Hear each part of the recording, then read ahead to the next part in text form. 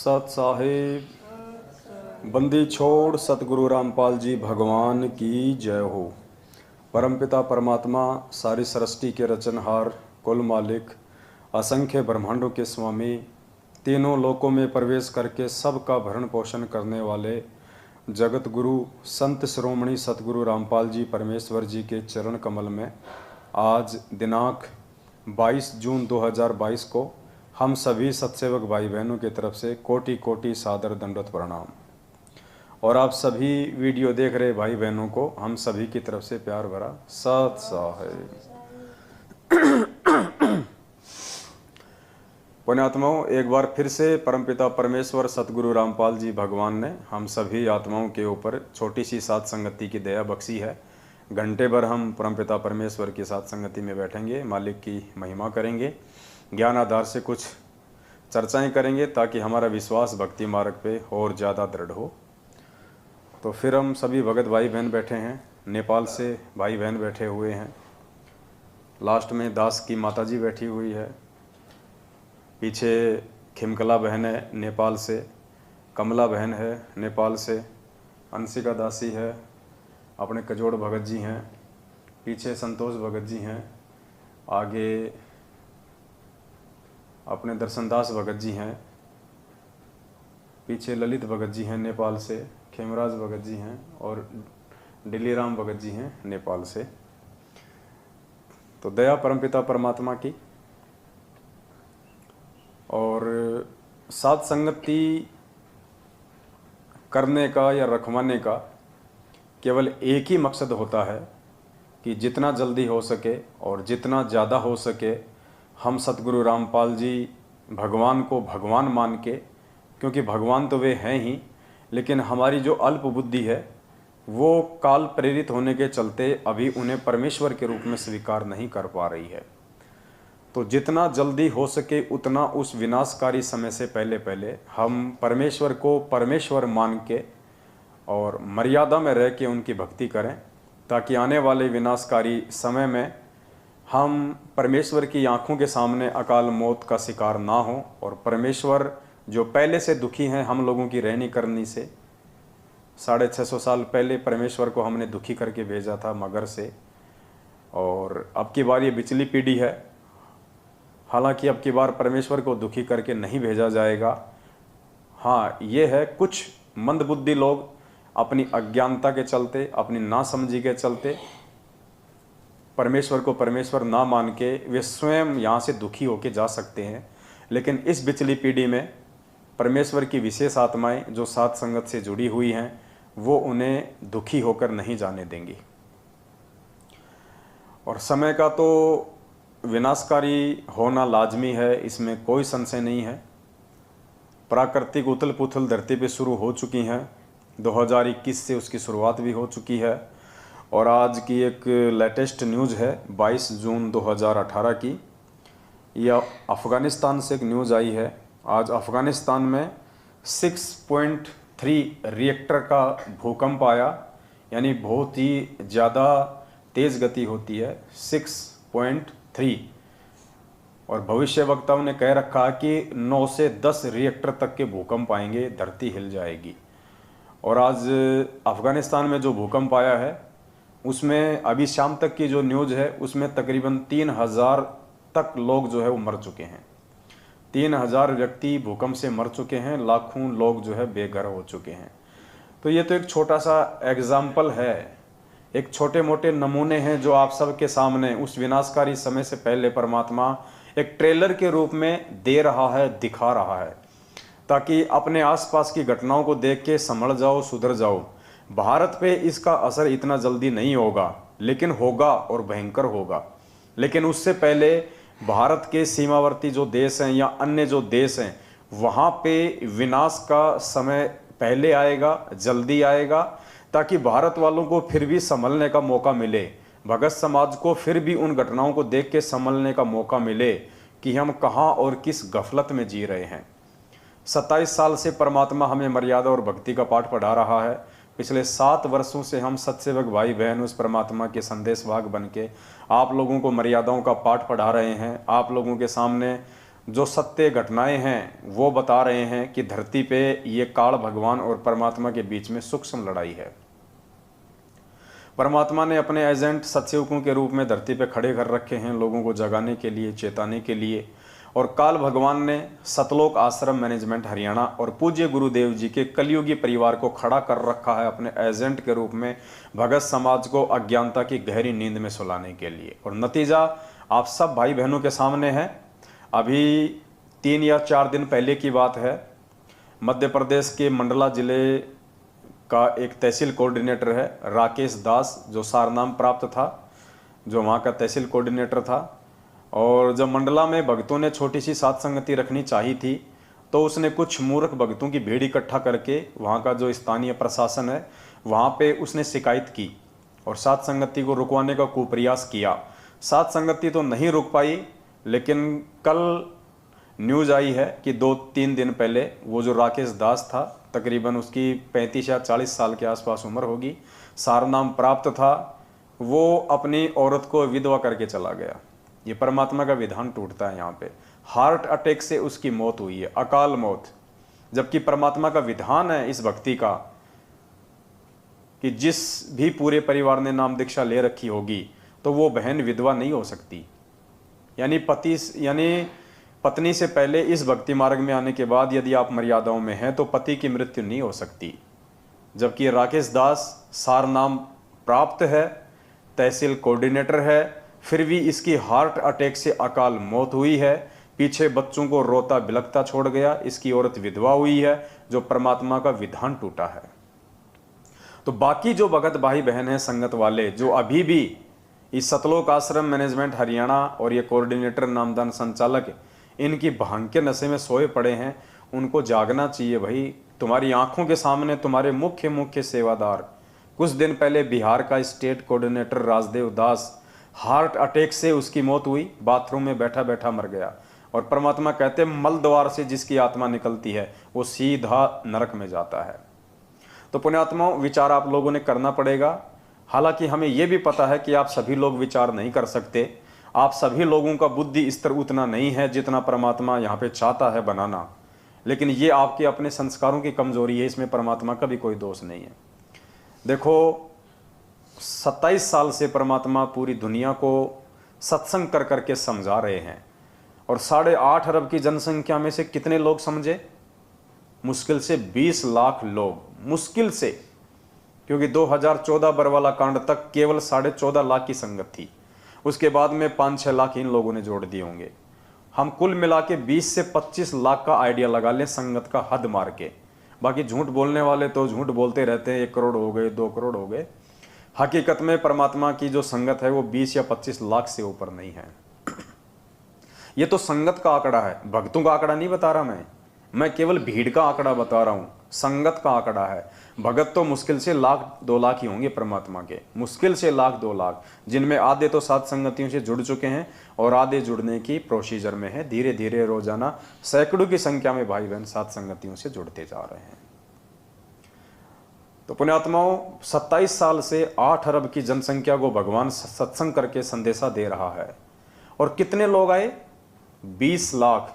मतलब 1% भी पूरी दुनिया की जनसंख्या का परमात्मा की शरण में नहीं आया।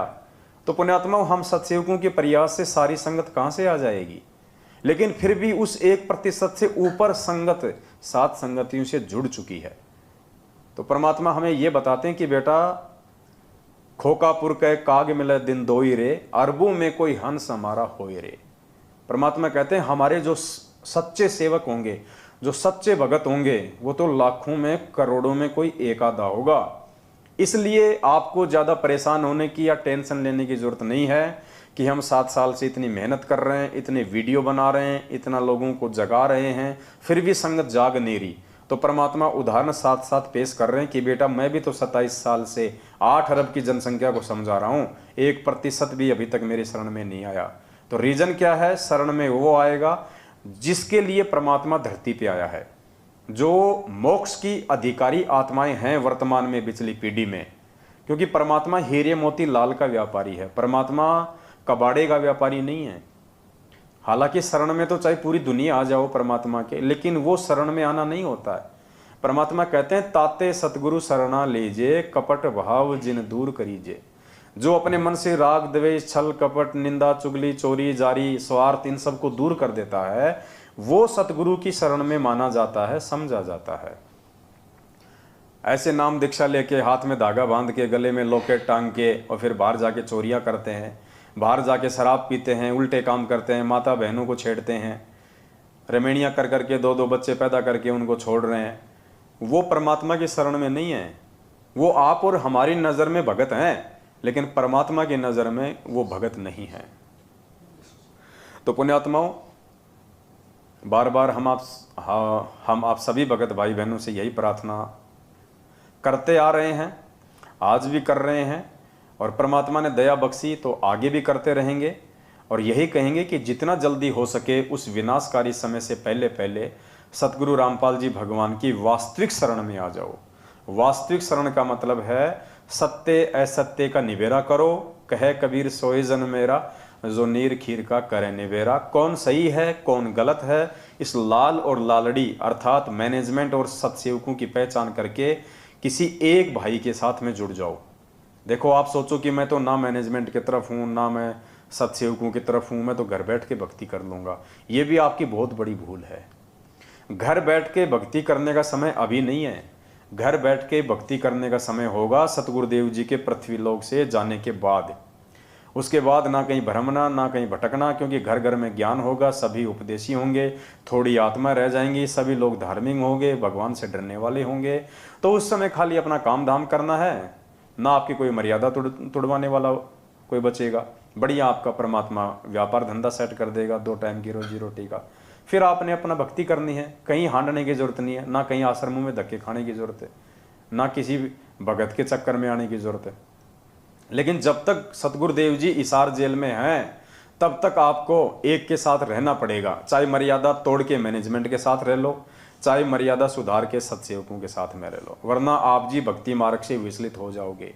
आप इस मार्ग से कोसों दूर हो जाओगे। कब काल भगवान आपके अंदर कुप्रेरणा करके धीरे धीरे धीरे धीरे, परमात्मा कहते हैं ना, जैसे कोई तालाब है जल से भरा हुआ है, और जब गर्मी का महीना होता है तो धीरे धीरे धीरे धीरे वो पानी डाउन होता चला जाता है, और डाउन होते हुए का निशान भी दिखाई नहीं देता।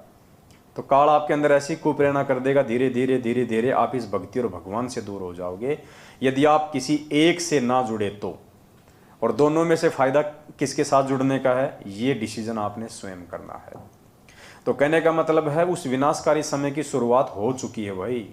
ये पूरा मामला 2-4 साल का है, 2028 तक का ये बता रखा है भविष्य वक्ताओं ने। लेकिन ये 24-25 का जो आंकड़ा है ना, ये बहुत ज़्यादा खतरनाक है। आने वाला साल 1.5 साल है ना, वो बहुत ज़्यादा खतरनाक है। और वैसे तो कोई भरोसा नहीं अब समय का। जिस प्रकार से दुनिया वालों ने परमात्मा को दुखी कर रखा है, नाराज कर रखा है, परमात्मा को रिजेक्ट करके जेल में बैठा रखा है, दुनिया ने तो अपने सिर के ऊपर नंगी तलवार लटका रखी है कच्चे धागे से। कभी भी टूट सकती है, कोई भरोसा नहीं है, अगले पल कुछ भी हो सकता है यहाँ पे।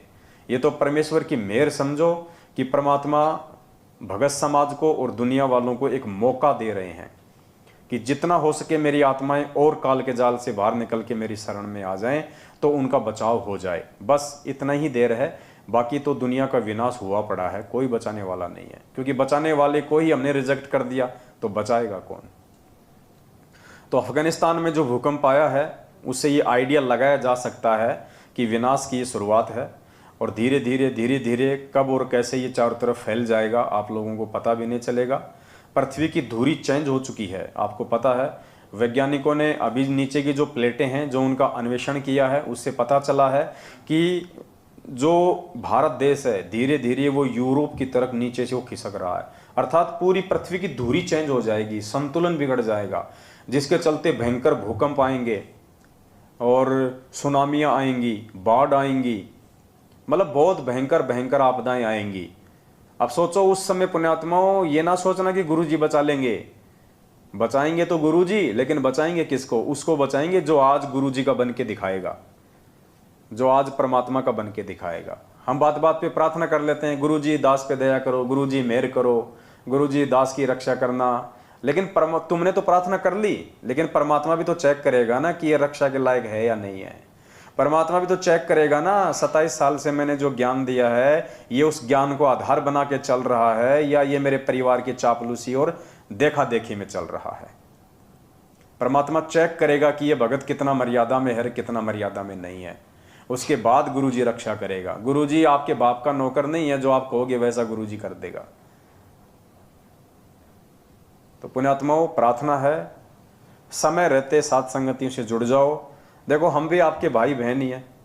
अगर हम आपके दुश्मन होते या हम जिस प्रकार से हमारे को एक खलनायक के रूप में पेश कर दिया गया है संगत में इन मैनेजमेंट वालों के द्वारा अपने धार्मिक धंधे के लिए कि कहीं जनता को सच्चाई पता ना चल जाए भगत समाज को, और हमारा ये ज्योति पाठ और दान का धंधा बंद ना हो जाए, ये रक्तदान और देह दान का धंधा बंद ना हो जाए, ये फर्जी आश्रम के लिए जमीन दान करवाने का धंधा बंद ना हो जाए। इन्होंने जिस प्रकार से हमारे को खलनायक बना के पेश कर रखा ना संगत में, तो इनका तो ये मजबूरी है करना, क्योंकि इनका तो वरना धंधा चौपट हो जाएगा। आप लोगों की क्या मजबूरी है? आपकी बुद्धि भी क्यों ऑफ हो रही है? अरे हम अगर आपके दुश्मन होते, हम यदि इस परमात्मा के दुश्मन होते, हमें यदि ये मार्ग अच्छा नहीं लगता तो हम क्यों पड़े इस मार्ग में? हमें क्या स्वार्थ है इस मार्ग में पड़े रह के 3 टाइम की आरती करने का, भक्ति करने का, और आप जैसे मंद बुद्धि लोगों को समझाने के लिए अपना खोपड़ा खराब करने का? अरे गुरुद्रोही कौन होता है? गुरुद्रोही वो होता है जिसको गुरु जी से कोई मतलब ही नहीं होता, जिसको गुरु की संगत से कोई मतलब ही नहीं होता, वो होता है गुरुद्रोही। यानी बिल्कुल गुरु जी के विपरीत। तो आज तक है कोई ऐसा शब्द हमारे मुख से निकला हो किसी भी भाई बहन के, साथ संगत वालों के, जो गुरु जी के विपक्ष में हो? या ऐसा कोई हमारा वो कर्म है आज तक का जिससे कि गुरु जी की बदनामी हो, लोग गुरु जी को भला बुरा कहें, लोग गुरु जी की निंदा चुगली करें? जबकि मैनेजमेंट वालों के लाख कर्म हम आपको गिना दें, गुरु जी के परिवार के सैकड़ों कर्म हम आपको गिना दें, जिनकी वजह से आज दुनिया संत रामपाल जी को गालियां दे रही है।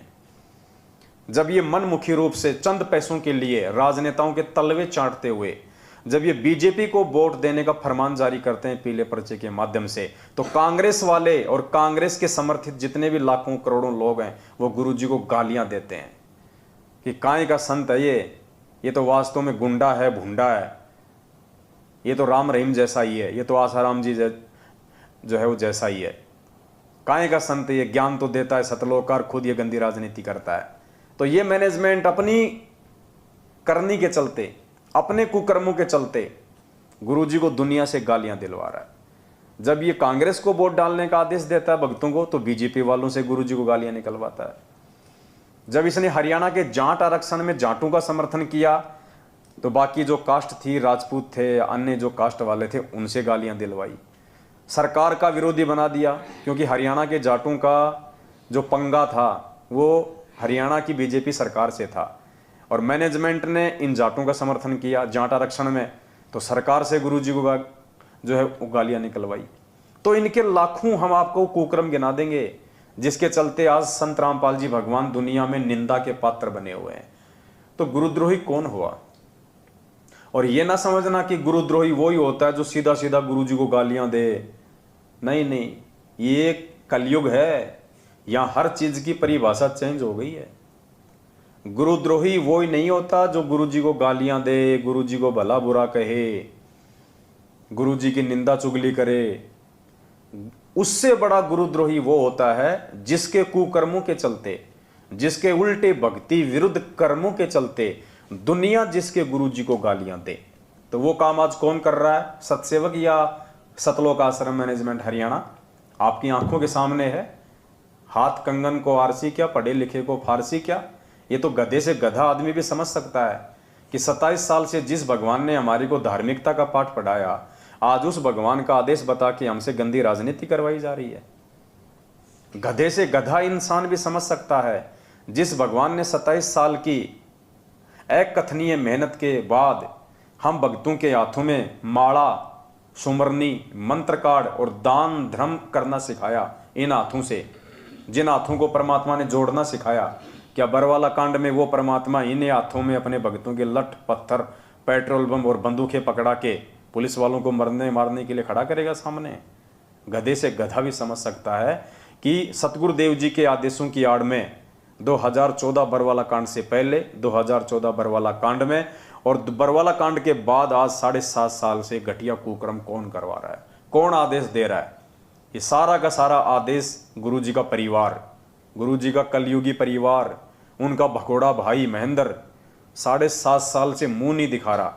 और मुझे तो अंदेशा है कि कहीं वो मर ना गया हो, मुझे तो अंदेशा है कि कहीं वो मर ना गया हो, क्योंकि 72 प्रकार के तो उसको रोग लगे रहते थे, डायबिटीज, शुगर, पता नहीं क्या क्या उसको रोग थे। उसको आश्रम में भी वो रोगी था, गोलियों का थैला भर के चलता था वो, क्योंकि गुरु को भगवान माना नहीं, गुरु के आदेशों में कभी चलता नहीं था, उसकी नजर गुरु जी की गद्दी पे रहती थी, तो ठीक कहां से होगा?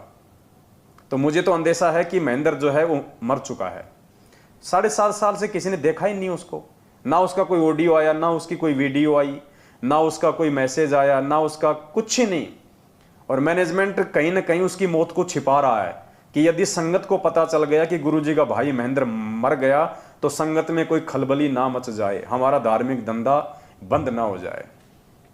तो 99% तो दास को लगता है जिस प्रकार से वो बीमार रहता था। और बीच में एक खबर आई थी 1-2 साल पहले कि उसकी हालत बहुत ज़्यादा खस्ता हो रही है, बिल्कुल कांटे की तरह हो गया सूख के, क्योंकि भगवान के साथ में जो गद्दारी करेगा उसका क्या बचेगा। मालिक कहते हैं राम किसी को मारे नहीं, मारे तो हत्यारा राम, अपने आप ही मर जाएंगे कर कर खोटे काम। तो पुण्यात्माओं कुछ नहीं बिगड़ेगा मैनेजमेंट का। क्यों नहीं बिगड़ेगा? क्योंकि भगत नहीं है। बिगड़ता किसका है? भगत का।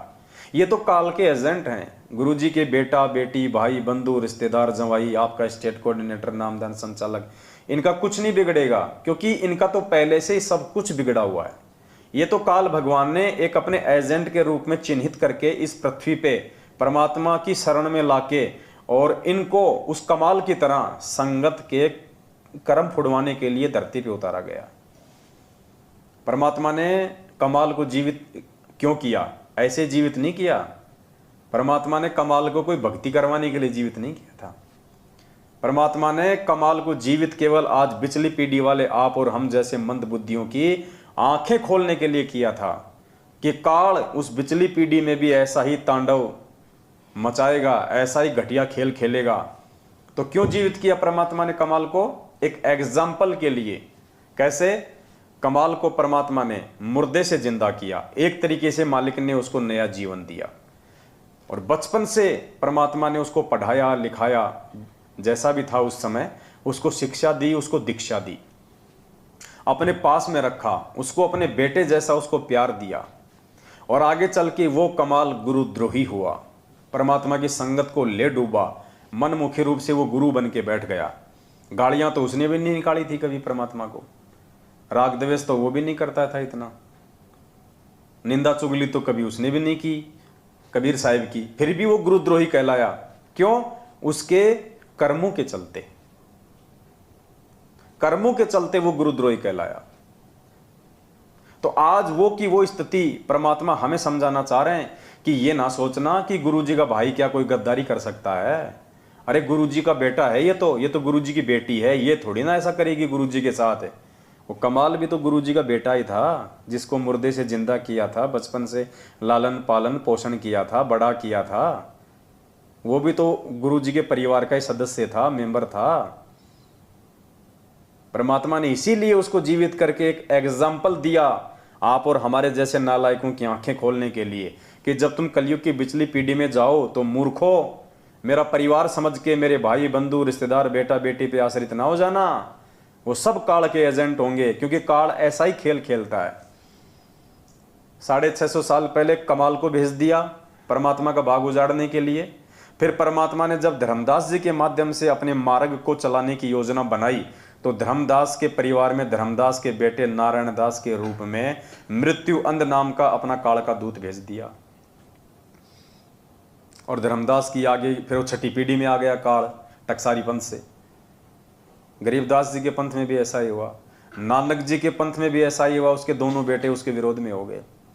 तो आज संत रामपाल जी के इस मार्ग को काल कैसे सही तरीके से चलने देगा?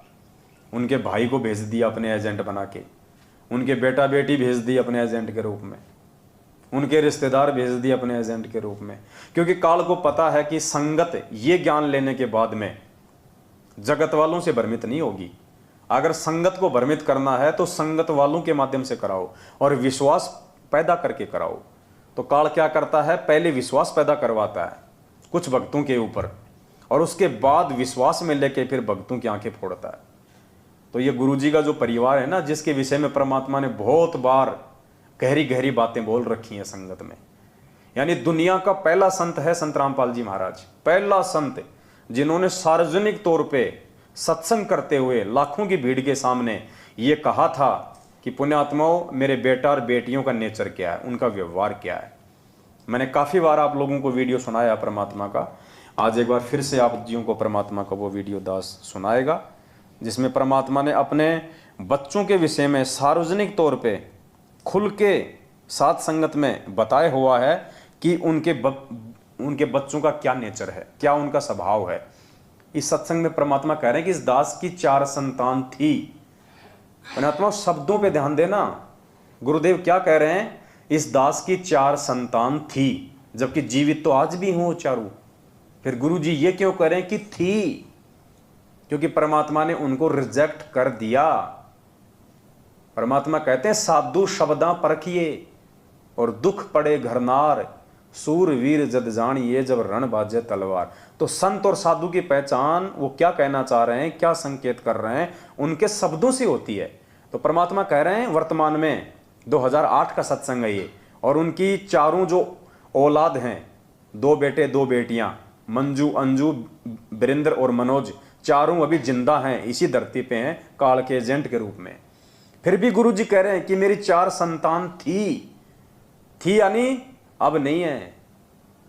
अब इससे बड़ा संकेत और कौन देगा, लेकिन मूर्ख नहीं समझेंगे, मूर्ख नहीं समझेंगे, क्योंकि परमात्मा कहते हैं जिसकी जितनी बुद्धि उतना दे बताए, उसका बुरा मत मानियो अधिक कहां से लाए। लेकिन समझदार भगत इन संकेतों को समझ के और सावधान हो जाते हैं, और आज साथ संगत से जुड़े हुए लाखों भाई बहन इन संकेतों को समझ के अपने आत्म कल्याण की ओर आगे बढ़ रहे हैं, ना कि बाकी संगत की तरह चापलूसी और जो है आधीनता को स्वीकार किए हुए हैं। सुनिए परमात्मा के मुख कमल से उनके बच्चों के विषय में।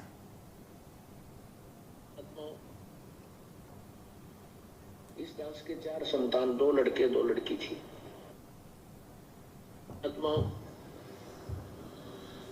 इस दास के 4 संतान, 2 लड़के 2 लड़की थी। यदि ये दास नींद और छूट रह जाता, अब मुझे पता है मैं कितने की खातिरदारी कर रहा हूँ, खूब पता है मुझे वो क्या नेचर है उनका, कैसा उनका स्वभाव, क्या करते। अब परमात्मा के चरणों में आया हूँ, मेरे लाखों चेले बेटा बेटी हो गए। अब एक को कहता हूँ बजल जाना, 10 खड़े हो जाते हैं। ये क्या कारण है, क्योंकि मैंने परमात्मा की भक्ति का रटना लाई, और उस भक्ति की शक्ति से बच्चों में इतनी श्रद्धा बन गई, जब हाथों पर रखा अपने गुरुदेव को, अपने पिता को।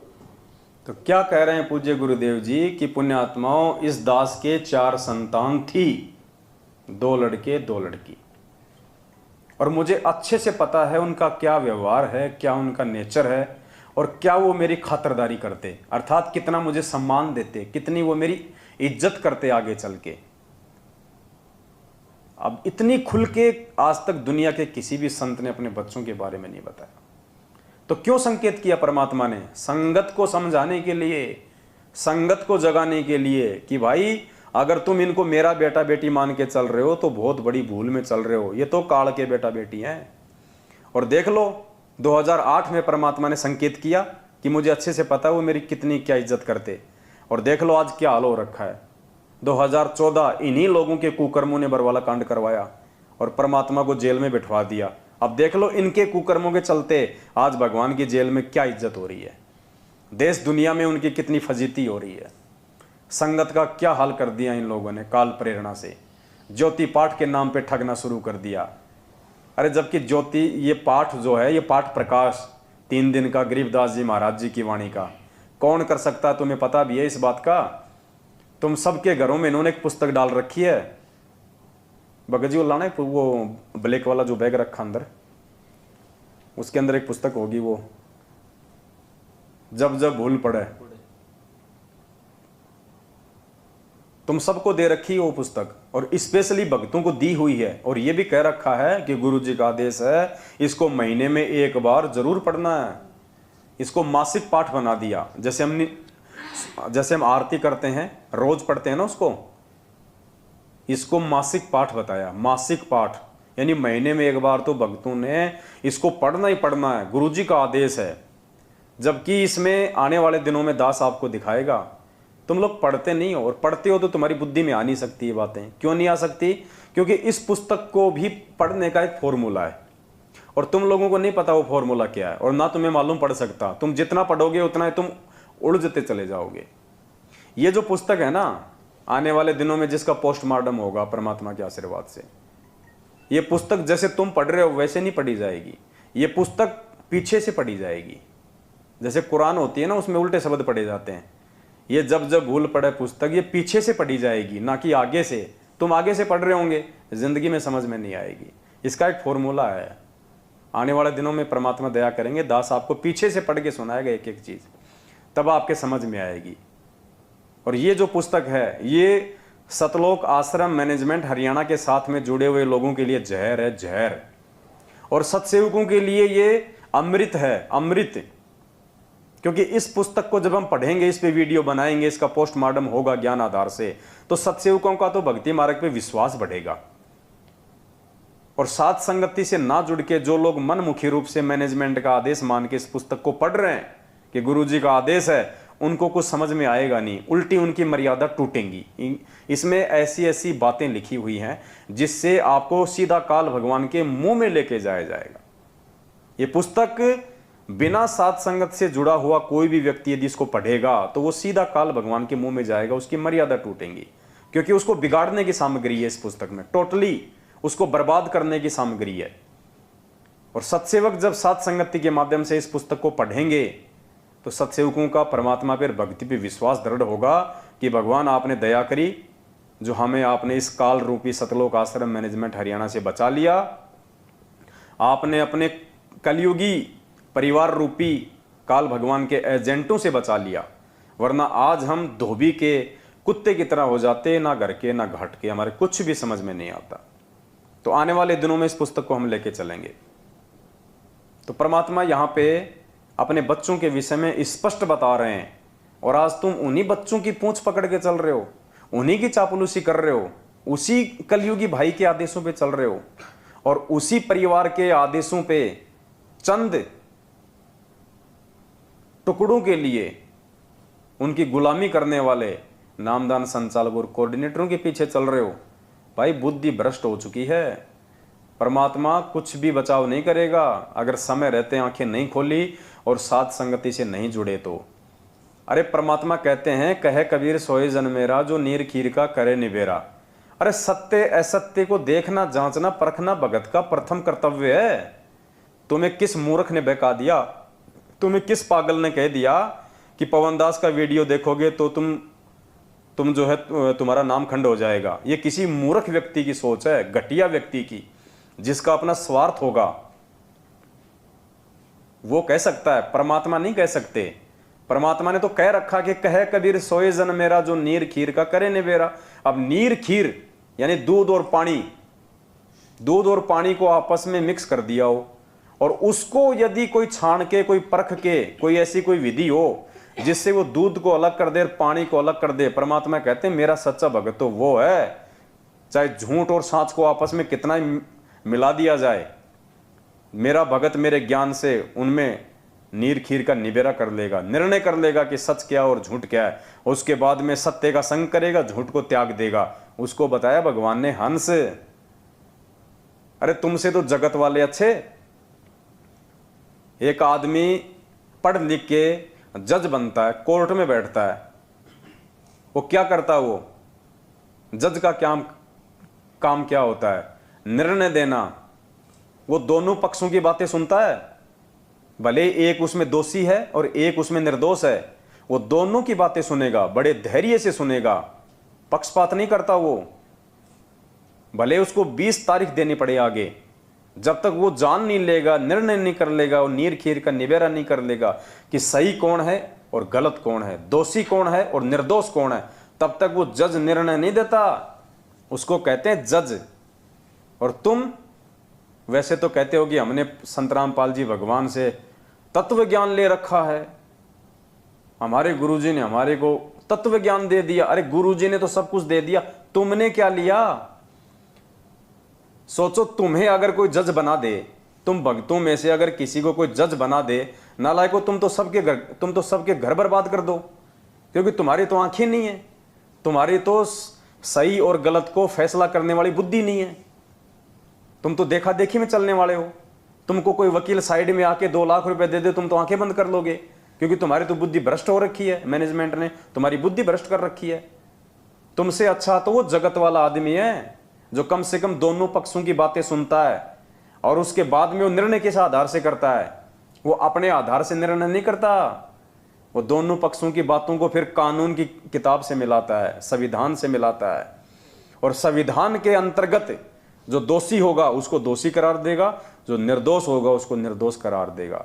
तो नालायको, दोनों की बातें सुनो, साथ संगत वालों के भी वीडियो देखो, मैनेजमेंट की भी बातें सुनो, और उसके बाद में जो संविधान की जो किताब है ज्ञान गंगा, संविधान के जो सत्संग हैं, गुरुजी के सत्संग, गुरुजी के वचन, फिर उनसे मिलान करो कि वास्तव में गुरुजी ने क्या कह रखा है और हमसे कौन सी पार्टी क्या करवा रही है।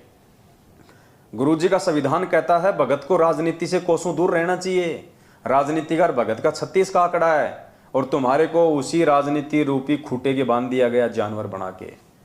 कहाँ निर्णय किया तुम लोगों ने? तुम लोगों ने तो अपनी भक्ति बर्बाद कर ली, अपना जीवन बर्बाद कर लिया, तुम लोगों ने अपना परिवार बर्बाद कर लिया, क्योंकि इनके पीछे लग के और ये गंदी राजनीतियां कर करके कितने परिवार उजड़ चुके हैं, कितने भगत भाई बहन अकाल मौत मर गए, पीछे से उनके बच्चे यतीम हो गए, उनकी औरतें विधवा हो गई, कितने परिवार बर्बाद कर दिए सतलोक आश्रम मैनेजमेंट हरियाणा ने।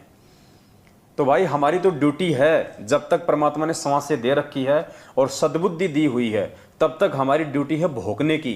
भाई हम तो भोंकेंगे, हमें कोई परवाह नहीं है, तुम संगत वाले हमें अच्छा कहो चाहे हमारे को बुरा कहो। तुम अच्छा कह दोगे तो हम तुरंत सतलोक नहीं चले जाएंगे, तुम बुरा कह दोगे तो हम नरक में नहीं जाने वाले।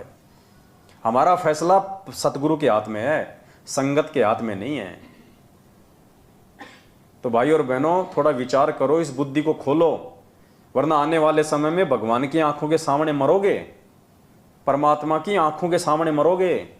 परमात्मा नहीं बचाएगा, क्योंकि ये अपना विधान नहीं तोड़ता। परमात्मा 27 साल से तुम्हें बचाने के लिए भगवान इतना अथक प्रयास कर रहा है, इतने संघर्ष झेल रहा है, तुम्हारे लिए लोगों की गालियां खा रहा है, तुम्हारे लिए लोगों की मार खा रहा है कि मेरे बच्चे ज्ञान आधार से थोड़ा परिपक्व हो जाएं, सही और गलत की जो है पहचान करने लग जाएं। और तुमने तो वो भेड़ चाल पकड़ रखी है, गुरुजी के वचनों पे कोई ध्यान नहीं तुम्हारा, गुरुजी के शब्दों पे कोई ध्यान नहीं तुम्हारा। गुरुजी कुछ कह रहे हैं, तुम कुछ कर रहे हो, क्या होगा भाई? ये निर्णय कर लेना समय रहते, नहीं तो बहुत ज्यादा बुरी दुर्गति और दुर्दशा को प्राप्त हो जाओगे, जैसे आए दिन हो रहे हैं। तो विनती कर सकते हैं हम केवल, वरना हमारा कोई स्वार्थ नहीं है, कोई स्वार्थ नहीं है। अरे कम से कम देख तो लो एक बार, हम लोग बोल क्या रहे हैं, हम लोग कह क्या रहे हैं। अगर हम गुरुजी के वीडियो ना सुनते, यदि हम गुरुजी के सत्संग ना सुनते, गुरुजी के द्वारा लिखित पुस्तकें ना पढ़ते, तो हमें क्या मालूम पड़ता कि पहले हम जो भक्ति साधना में लगे हुए थे, हम जिस संत और पंथ के यहाँ पे अंधे होके लगे हुए थे, वो सही था या गलत था। और अगर हिम्मत करके गुरुजी के वीडियो देख लिए तो आज सही राह पे चल रहे हैं ना, नहीं तो नरक की राह पे जा रहे थे। तो कम से कम एक बार देख लो सही क्या है और गलत क्या है। गुरुजी ने कौन से सत्संग में मना किया? परमात्मा ने तो हमेशा यही कहा है कि दूसरे के पैकेट में रखी हुई वस्तु को जब तक खोल के नहीं देखोगे तुम्हें मालूम क्या पड़ेगा उसके अंदर है क्या, उसमें गोबर भरा है या उसमें शहद है। तो पुण्यात्माओं, थोड़ी हिम्मत करके, और अगर तुम्हें भय है कि नामखंड हो जाएगा तो कोई बड़ी बात नहीं, एक बार नामखंड कर लो, अरे फिर से शुद्ध करवा लेना। तुम्हें कौन सा गंगा जी में जाके स्नान करना पड़ेगा? गली गली में इन्होंने फर्जी नामदान के अंदर खोल रखे हैं, अगर खंड भी हो जाए तो शुद्ध करवा लेना। और वैसे भी तुम कौन से शुद्ध हो? एक भी आदमी शुद्ध नहीं है संगत में, एक भी। एक भी भगत ये कह दे कि मैं शुद्ध हूं, कोई शुद्ध नहीं है, सब खंडित है। जिनका बाप जेल में बैठा हो वो कभी भी वो ब्राह्मण नहीं बन सकता, वो पंडित नहीं रह सकता, भगत नहीं रह सकता, जिसका बाप जेल में बैठा हो। और तुमसे ज्यादा खंडित तो ये तुम्हारा नाम शुद्ध करवाने वाले हैं। सबसे बड़े खंडित तो इन फर्जी नामदान केंद्रों का जो संचालन कर रहे हैं ना, वो है। क्योंकि यही लोग तो तुमसे मर्यादा तोड़वाते हैं, यही लोग तो तुम्हें पीले पर्चे के आदेश बताते हैं, इन्हीं लोगों की तुम गुलामी करते हो। और ये करते हैं ऊपर वालों की गुलामी, मैनेजमेंट की, गुरुजी के परिवार की। तो तुमसे पहले तो तुम्हारे नामदान संचालक और ये कोऑर्डिनेटर लोग हैं, ये खंडित हैं। तो तुम कहां से शुद्ध हो जाओगे? और तुम जैसे लोगों से नाम शुद्ध करवाने वाले कहां से शुद्ध हो जाएंगे? कुछ नहीं, ये तो परमात्मा कहते हैं ना कि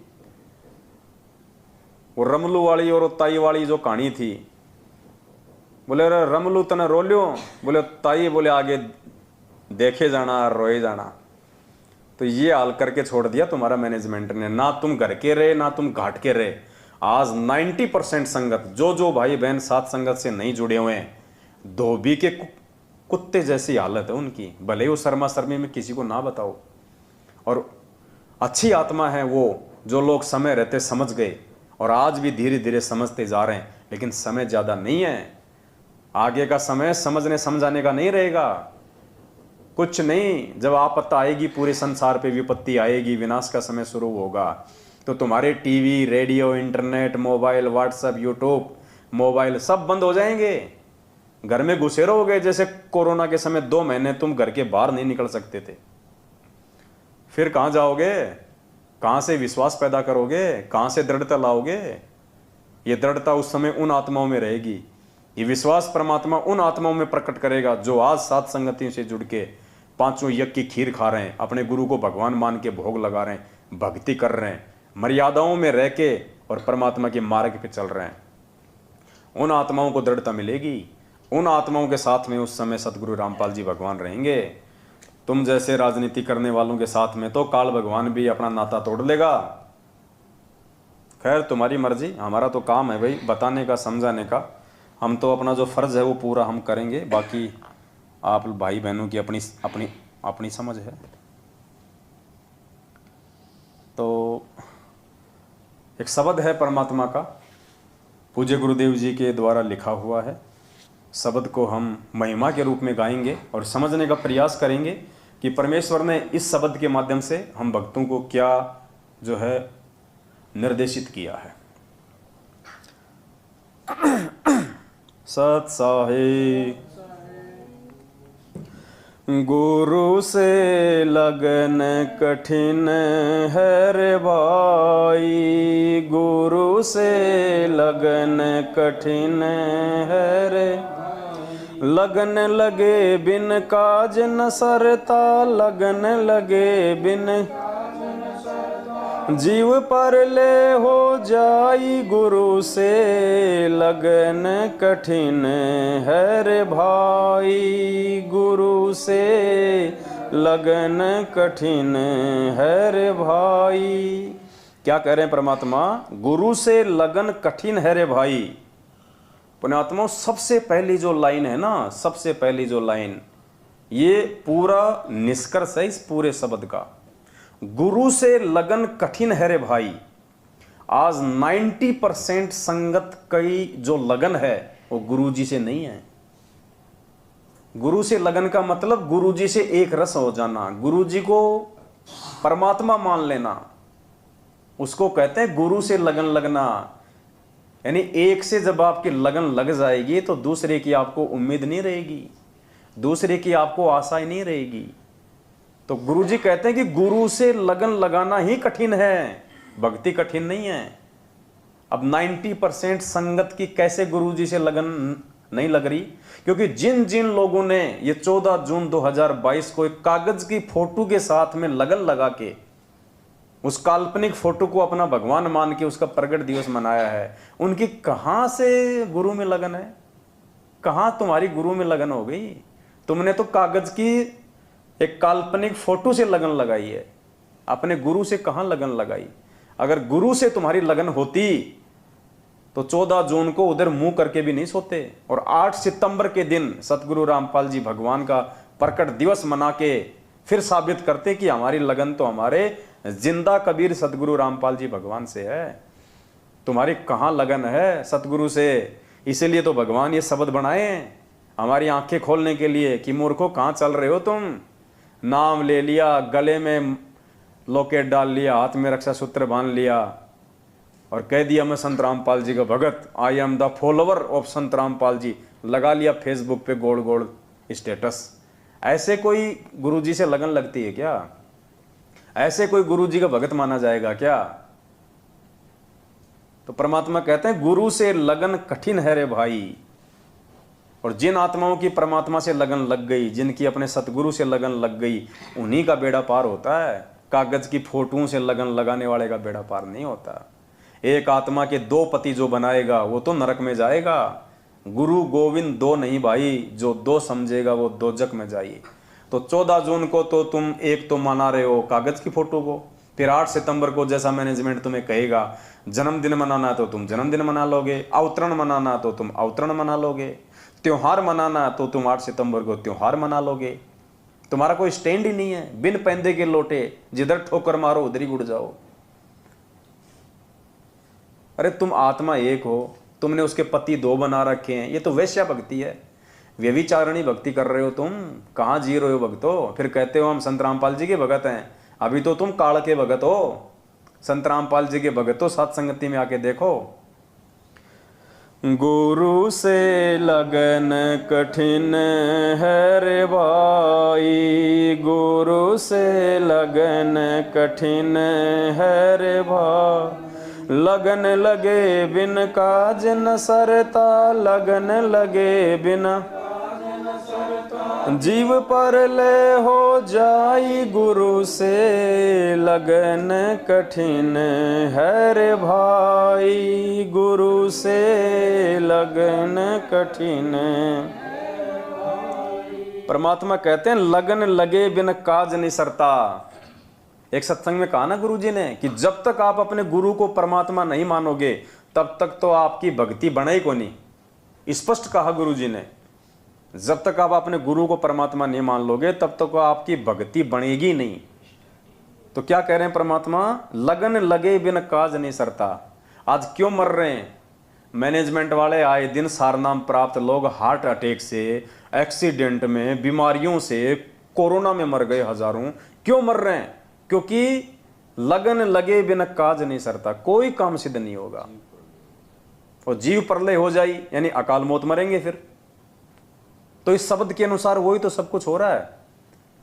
परमात्मा ने हमें गीता जी अध्याय 16 श्लोक नंबर 23 से क्या पढ़ाया कि शास्त्र विधि को त्याग के जो मनमान आचरण करेगा उसकी ना सिद्धि होगी, ना रिद्धि मिलेगी, ना उसका कोई कार्य सिद्ध होगा। तो यही तो हो रहा है। हम इसी श्लोक के अनुसार तो चल रहे हैं 90% आज। शास्त्र विधि को त्याग के, क्योंकि शास्त्र तो क्या कहते हैं कि गुरु बड़े हैं गोविंद से और मन में देख विचार, हरि सुमरे सो रह गए और गुरु भजे होए पार। तो शास्त्र क्या कह रहा है कि गुरु अगर कोई भगवान भी तुम मानते हो तो उससे भी बड़ा है। और कहते हैं कि तुम भगवान को पूजोगे गुरु के रहते सहते तो तुम पार नहीं हो पाओगे। हरि सुमरे सो वार है यानी वो काल की तरफ है, और गुरु भजे होए पार तो नालायको तुम शास्त्रों के अनुसार भी नहीं चल रहे।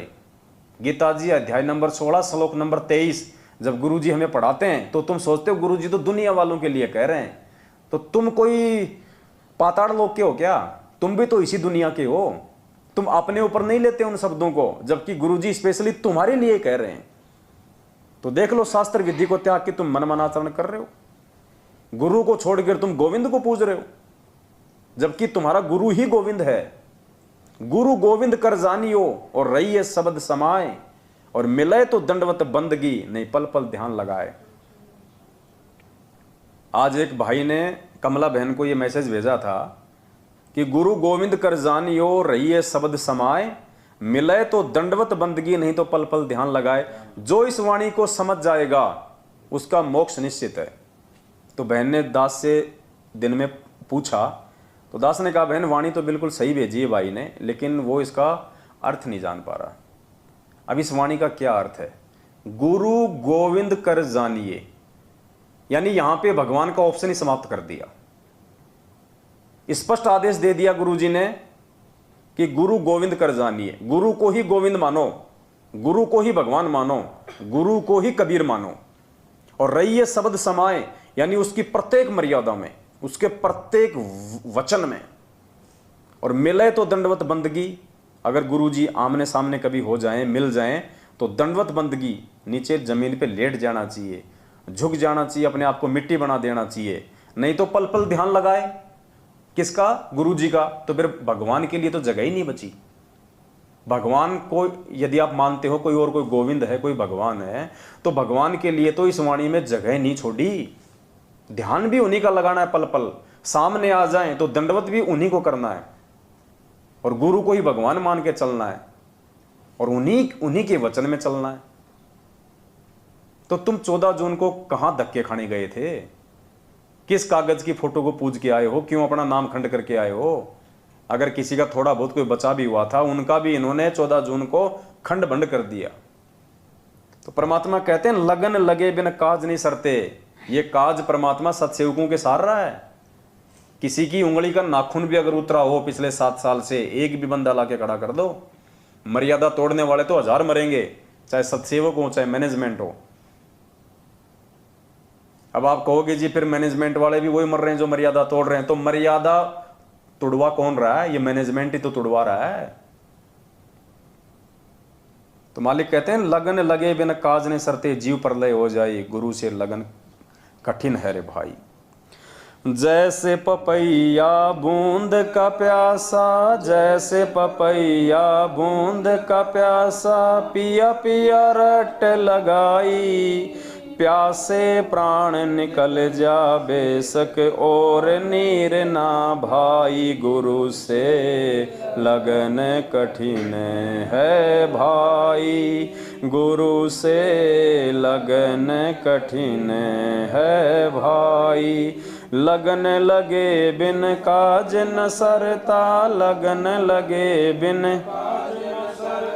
जीव पर ले हो जाई, गुरु से लगन कठिन है भाई, गुरु से लगन कठिन है भाई। क्या कह रहे हैं परमात्मा? जैसे पपैया बूंद का प्यासा, पिया पिया रट लगाई।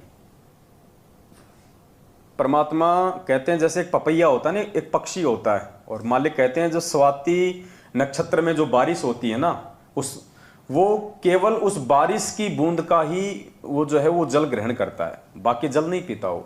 चाहे प्यास के मारे वो प्यासा मर जाए, चाहे उसके प्राण निकल जाएं, अगर वो पानी पिएगा तो स्वाति नक्षत्र में जो बारिश होती है उसी का जल पिएगा। तो पुण्यात्माओं, यहाँ पे परमात्मा ने पपैया की जगह एक भगत को रखा है, एक साधक को रखा है, और स्वाति नक्षत्र वो परमेश्वर स्वयं, उसका ज्ञान, उसके वचन, उनके आदेश, उनकी वाणी। तो जो सच्चा भगत होगा वो केवल अपने परमात्मा, अपने सतगुरु पर ही आश्रित होगा। सतगुरु के अलावा, यानी उस पपैया के लिए नक्षत्र, मतलब स्वाति नक्षत्र के समय में जो बारिश होती है उसके अलावा चाहे ऊपर से अमृत बरसा दो, वो अपना मुंह नहीं खोलेगा, उस अमृत को भी वो अपने अंदर ग्रहण नहीं करेगा, क्योंकि उसके शरीर की जो व्यवस्था है, उसकी जो प्रकृति है, वो परमात्मा ने वैसी ही बना रखी है। तो पुण्यात्माओं, यहां परमात्मा समझ रहे हैं कि उस पपैया रूपी भगत को यदि आश्रित रहना है, यदि उसको निर्भर रहना है, यदि उसको वास्तव में अपना मोक्ष करवाना है, तो केवल और केवल अपने गुरु भगवान पे ही आश्रित रहना है। अगर वो आदेश की पालना करे तो अपने गुरु भगवान के ही आदेशों की पालना करे। वो अगर किसी की पूजा करे तो केवल अपने गुरु भगवान की ही पूजा करे। अगर किसी के वचन को माने तो केवल अपने गुरु भगवान के वचन को ही माने। और तुम्हारे को तो इन्होंने पपैया से काला कौवा बना दिया। काला कौवा, गुरु जी का तो तुम एक भी आदेश नहीं मानते, और सारे आदेश तुम मानते हो पीले पर्चों के, और पीले पर्चे लिख रहा है मैनेजमेंट। एक भी आदेश इस पीले पर्चे का गुरु जी के ज्ञान से मेल नहीं खाता। अरे आंखें फूट गई है जब तो बात अलग है। अगर आंखें सही हैं तो 27 साल से गुरु जी के सत्संग सुन लो और देख लो, कभी भी गुरु जी ने रक्तदान की बात करी हो? दे दान की बात करी हो, कभी भी आश्रम में गुरुजी ने भक्तों को आदेश दिया हो कि बच्चों रक्तदान करो, दे दान करो, कभी भी गुरुजी ने किसी पार्टी विशेष को वोट दिलाया हो, जैसे मैनेजमेंट आए दिन कहता है कि बीजेपी को वोट दो, बीजेपी का समर्थन करो,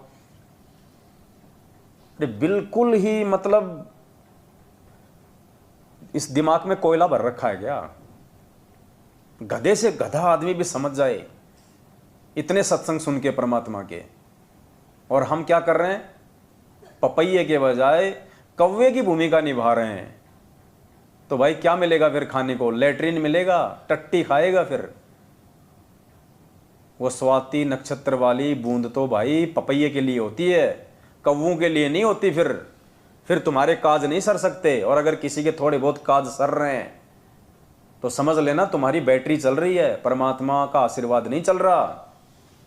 तो परमात्मा कहते हैं जैसे पपैया बूंद का प्यासा पिया पिया रट लगाई। अब बताओ,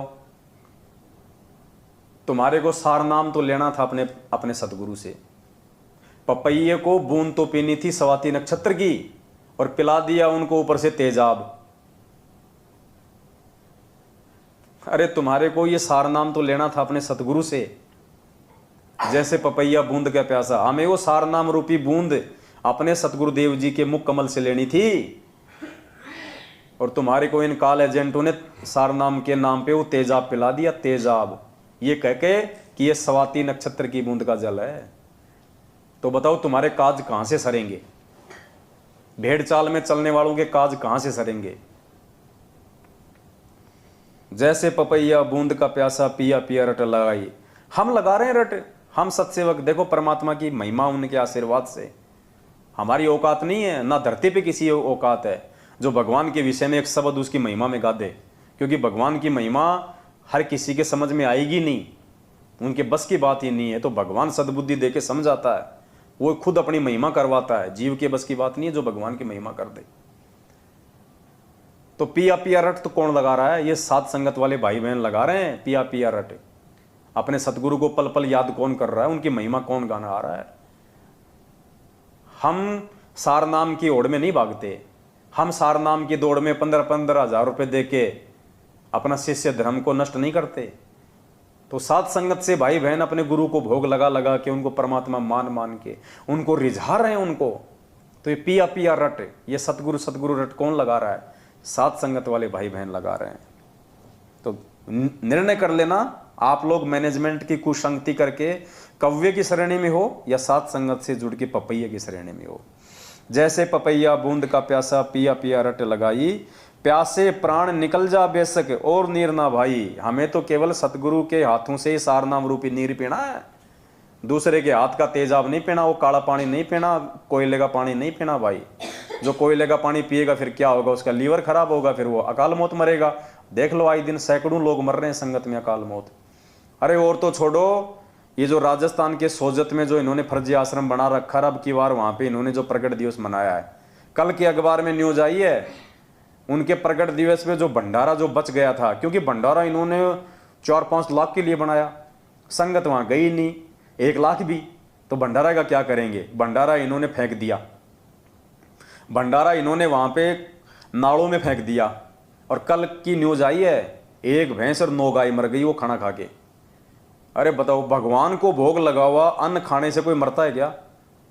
1 भैंस और 9 गाय मरी है, इनके ऊपर मुकदमा करवाया कल वहां के लोगों ने।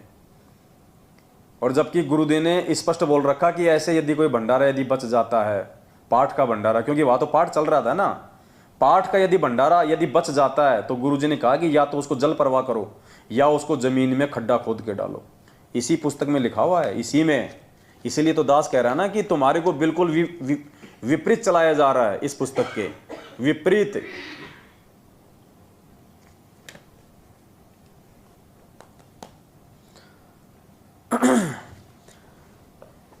गुरु से लगन कठिन है रे भाई, गुरु से लगन कठिन है रे भाई। लगन लगे बिन काज न सरता, लगन लगे बिन काज न सरता, जीव परले हो जाई। गुरु से लगन कठिन है रे भाई, गुरु से जैसे मिर्गा शब्द स्नेही शब्द सुनन को जाई, जैसे मिर्गा शब्द स्नेही शब्द सुनन को, शब्द सुने और प्राण दान दे, शब्द सुने और प्राण दान दे, तनिक नहीं बिराई, गुरु से लगन गुरु से लगन कठिन है रे भाई, लगन लगे बिन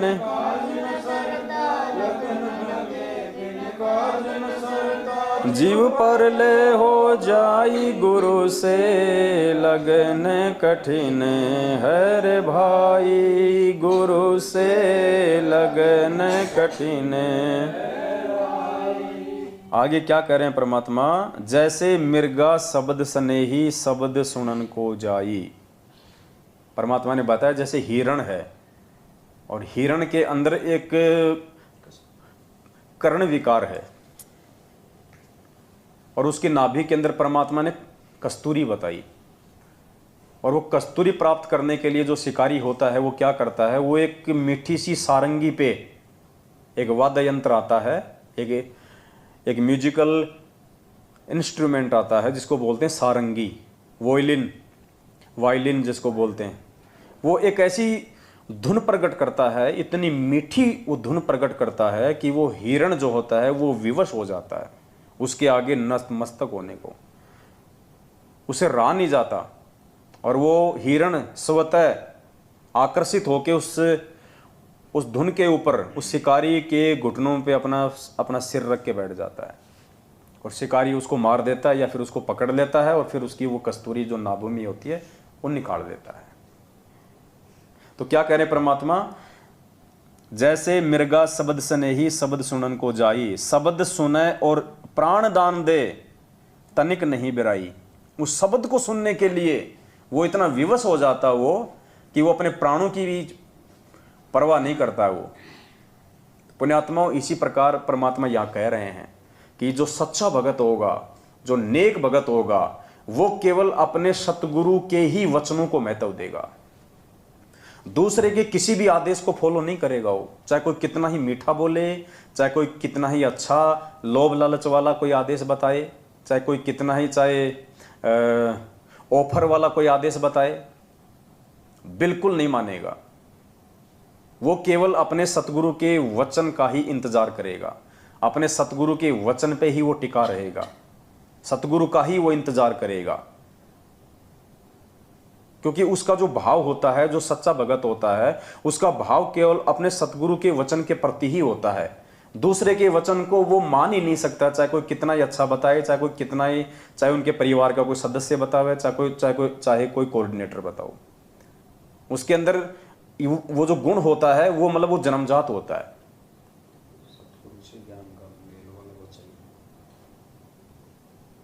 हाँ, यदि कोई बात कोई कह रहा है और वो वचन यदि परमात्मा के वचनों से मेल खाते हैं तो ठीक है, वो स्वीकार्य हैं। जैसे हम कहते हैं बार बार कि भाई ये जो पीले पर्चे हैं, ये जो फर्जी लेटर हैं, ये जो नकली ऑडियो है, ये गुरुजी की है या नहीं है, हम इन चीज़ों पे नहीं जाते। यदि इनमें कोई बात हमारे गुरुजी के वचनों से मेल खाएगी तो हमारे को स्वीकार्य है, अन्यथा बिल्कुल भी स्वीकार्य नहीं है, भले चाहे गुरुजी ने ही भेजे हों, क्योंकि सच्चे भगत की एक खासियत होती है।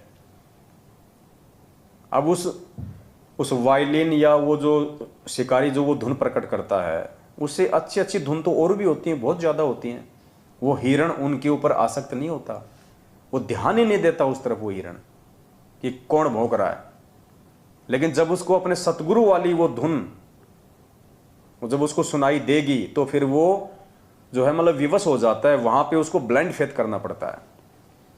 तो पुण्यात्माओं, संगत ने आज क्या किया पिछले 7 वर्षों से, ये पीले पर्ची रूपी मीठी मीठी धुन, ये फर्जी लेटर रूपी मीठी मीठी धुन, ये नकली ऑडियो रूपी मीठी मीठी धुन आप लोगों को काल भगवान की प्रेरणा से ये मैनेजमेंट सुना रहा है और आप लोग इन पे आसक्त हो रहे हो। अरे हम भी तो आपके भाई बहन हैं, हम पे तो इनका कोई असर नहीं होता, हम तो उल्टा इनका पोस्टमार्टम और कर देते हैं कि ये किस व्यक्ति ने भेजा है, किस मनवश और स्वार्थी व्यक्ति के ये विचार हैं।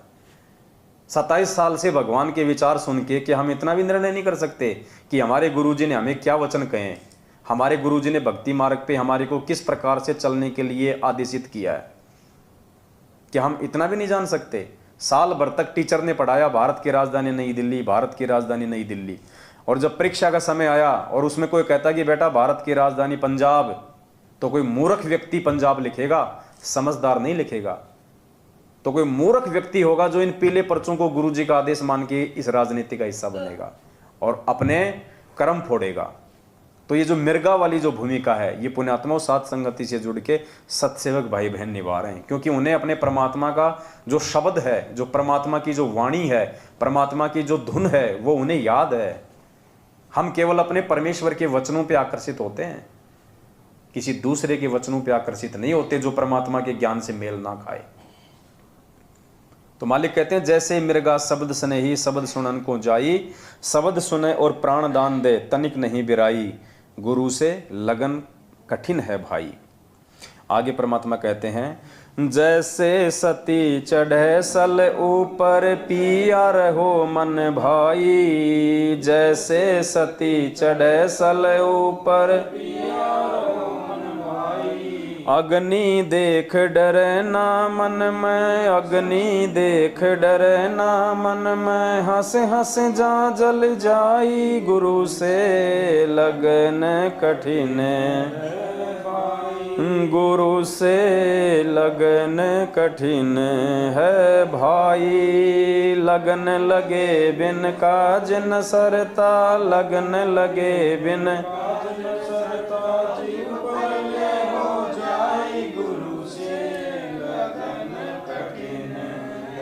भाई, गुरु से लगन कठिन।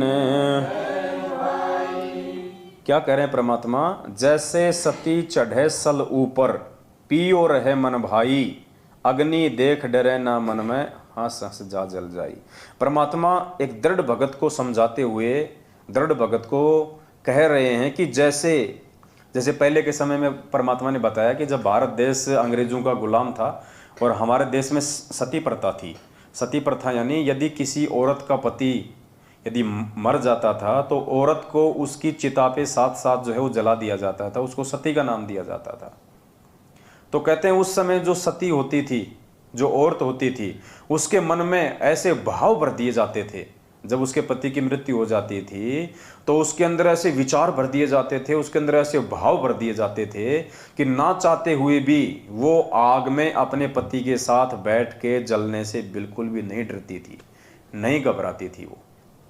तो कहते हैं भगत का इतना ज्ञान सुनने के बाद में, इतने परमात्मा के वचन सुनने के बाद में, इतने सत्संग सुनने के बाद में एक भगत का यह दृढ़ विश्वास हो जाना चाहिए अपने सतगुरुदेव जी के प्रति।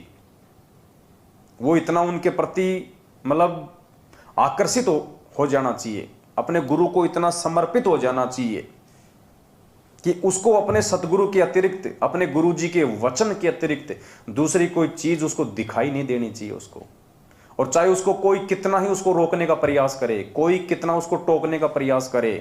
कहते हैं जैसे सती चढ़े सल ऊपर पियो रहे मन भाई, अग्नि देख डरे ना मन में, हंस हंस जा जल जाए। वो आग को भी देख के नहीं डरती।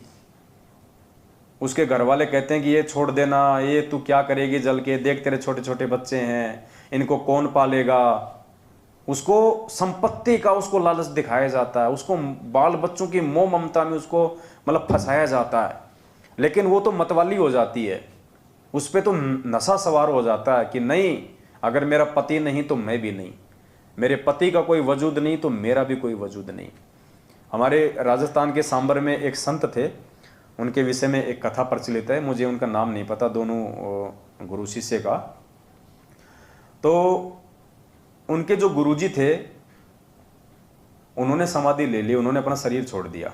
और उसके बाद उनका आश्रम में जो एक परम भक्त था उसने उसी दिन से अपनी आंखें बंद कर ली थी, पट्टी नहीं बांधी ना आंखें फोड़ी, आंखें बंद कर ली उन्होंने। और उन्होंने कहा कि जब मेरा गुरु ही नहीं है इस दुनिया में तो मैं यहाँ पे मैं देखूं किस चीज को।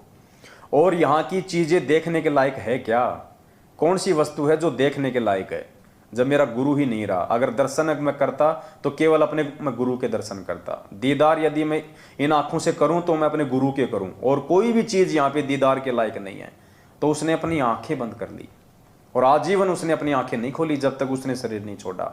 हालांकि तत्व ज्ञान की दृष्टि से ये मतलब उचित नहीं है, उन आत्माओं को ज्ञान नहीं था, लेकिन उनके भाव थे, उनका समर्पण था। तो हमने उनके उस अज्ञान को नहीं पकड़ना, हमने उसके अज्ञान के पीछे छुपे हुए अपने गुरु जी के प्रति प्रेम भाव और समर्पण को पकड़ना है कि ऐसे ऐसे भगत भी होके जा लिए।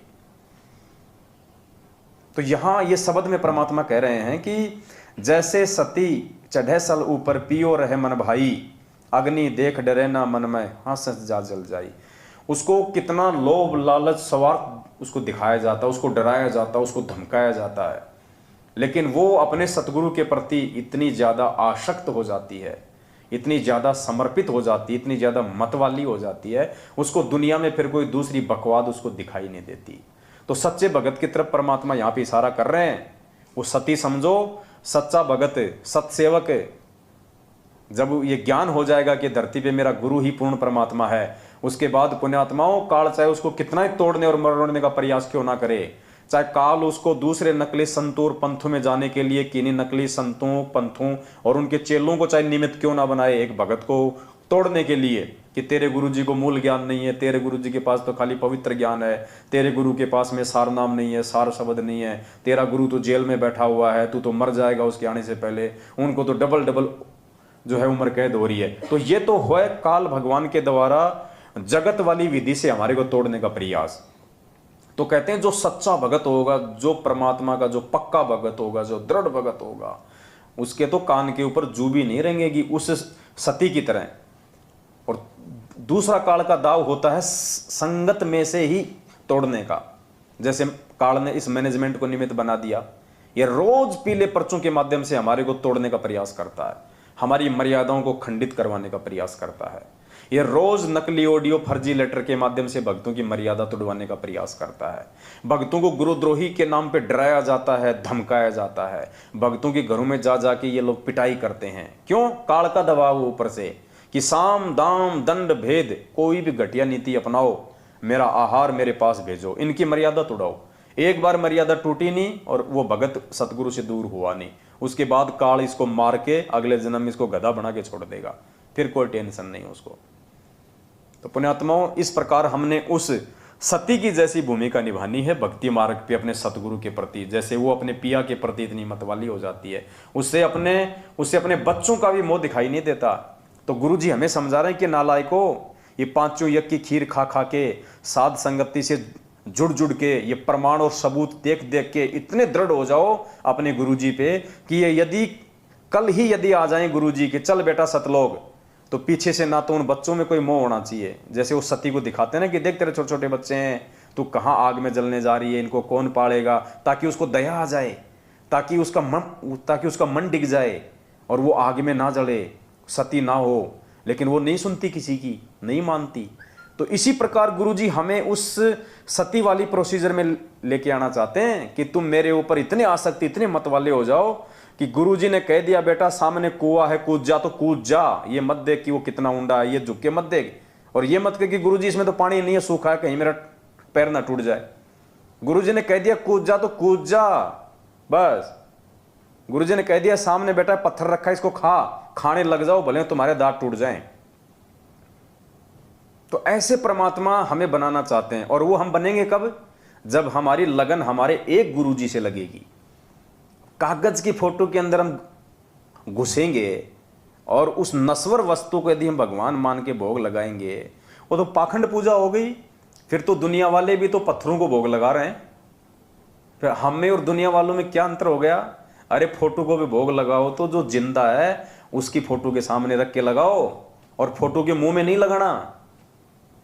फोटो केवल एक भाव प्रदर्शित करने के लिए है, सतगुरु की पल पल याद दिलाने के लिए है, ताकि हम डरें, हम जागते रहें, हमें याद रहे कबीरा दर्शन साधु का, मुख पे बसे सुहाग, दर्श उन्हीं को होते जिनके पूर्ण भाग। अगर फोटो में यदि हम गुरुजी की देखेंगे तो कम से कम हमें गुरुजी याद आएंगे, गुरुजी की चंद बातें याद आएंगी हमारे को, हमारी इच्छा बनेगी चलो गुरुजी का सत्संग सुन लेते हैं।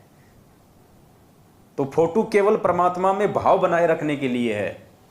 वैसे तो परमात्मा सृष्टि के कण कण में है, वो तो समर्थ है, वो तो चाहे तो फोटो में प्रकट हो जाए, लेकिन फोटो भी तो उसी की होनी चाहिए ना। तो हम सत्सेवक भी अगर फोटो के आगे रख के भोग लगाते हैं तो वर्तमान जिंदा कबीर की फोटो के आगे लगाते हैं, दाढ़ी मूछ वाली काल्पनिक हाथ से बनाई हुई फोटो के आगे नहीं लगाते। तो पुण्यात्माओं विचार करो, समझो, समय नहीं मिलेगा ये दोबारा। जैसे सती चढ़े सल ऊपर, जैसे सती चढ़े सल ऊपर, पिया रहो मन भाई, अग्नि देख डरे ना मन में, अग्नि देख डरे ना, हंस हंस जा जल जाई, गुरु से लगन कठिन है भाई, गुरु से लगन लगन लगे बिन काज न सरता, लगन लगे बिन गुरु से लगन कठिन है भाई, गुरु से लगन कठिन है भाई।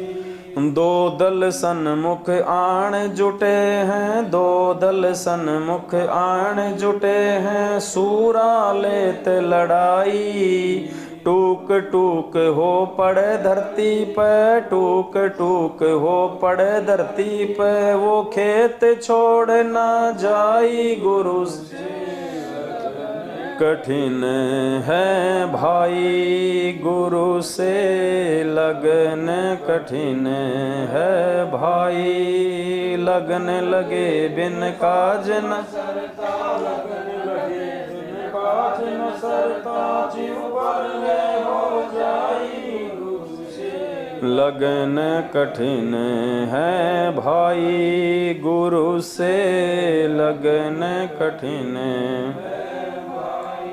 आगे पूज्य गुरुदेव जी एक भगत को सतगुरु के प्रति दृढ़ करने के लिए, उसको और ज्यादा विश्वासित करने के लिए परमात्मा क्या उदाहरण दे रहे हैं। दो दल सन्मुख आण जुटे, सूरा लेत लड़ाई। जैसे जैसे लड़ाई होती है, युद्ध होता है, तो कहते हैं दो दल सन्मुख आण जुटे, दोनों सेनाएं आमने सामने खड़ी हों, कहते हैं सूरा लेत लड़ाई। जो सूरवीर होते हैं, जो बहादुर होते हैं, जो पीठ दिखाना नहीं जानते, वो आपस में लड़ाई लड़ते हैं, वो आपस में एक दूसरे के सामने होते हैं। टूक टूक हो पड़े धरती पे, वो खेत छोड़ ना जाई।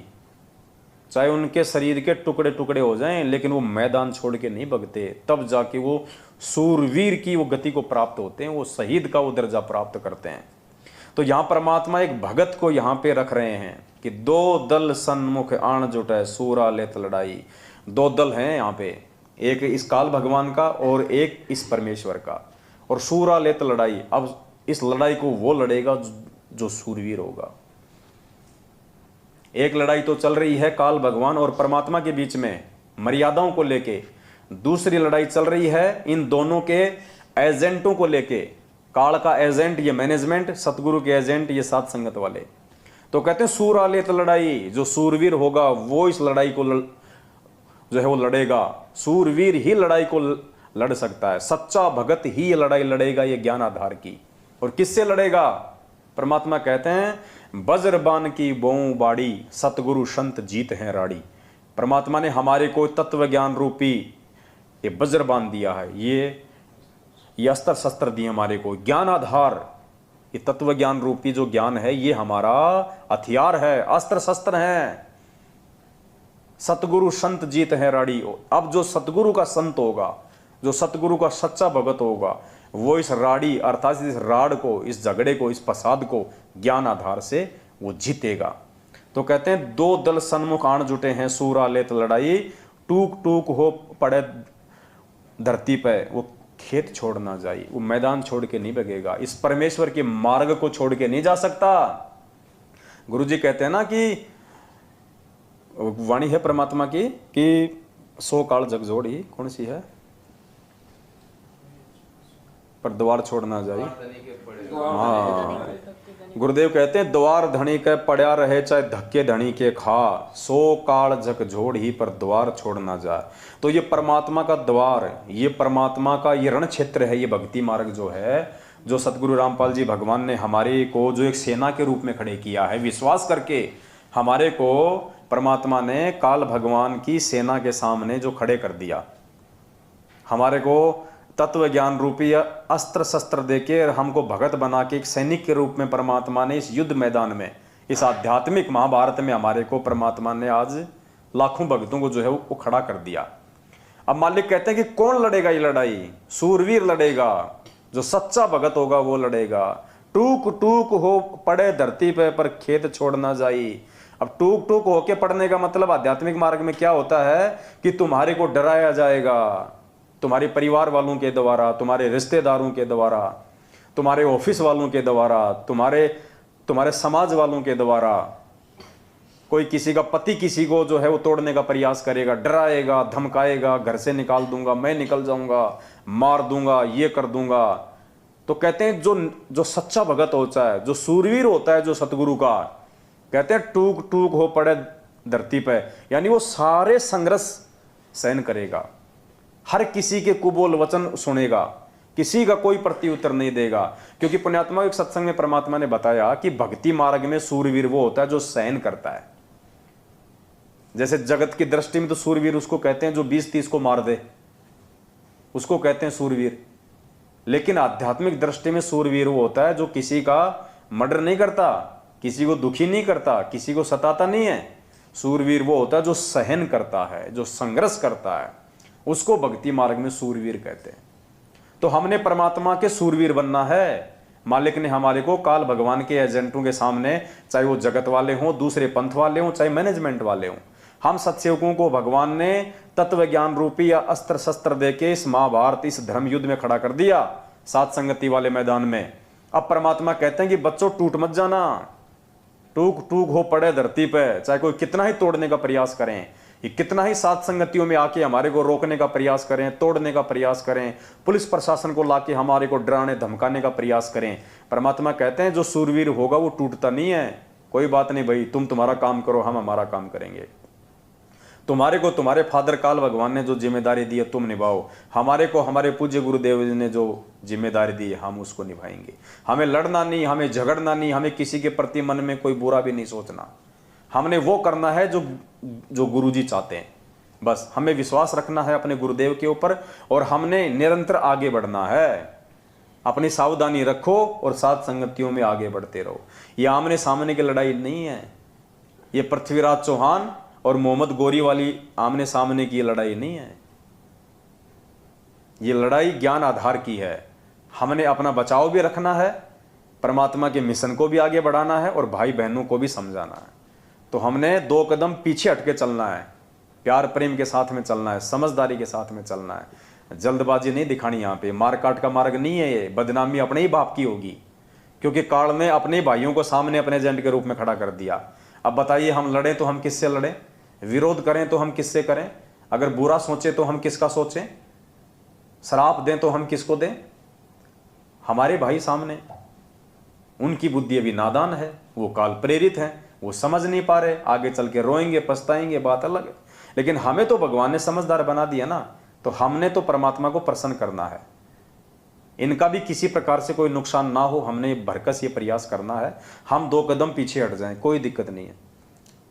शेर यदि 2 कदम पीछे हटता है तो वो डरता नहीं है, वो शिकार पे अपनी मजबूत और ज़्यादा अपनी पकड़ को और ज़्यादा मजबूत करने के लिए कि 2 कदम पीछे होकर फिर छलांग मारता हो।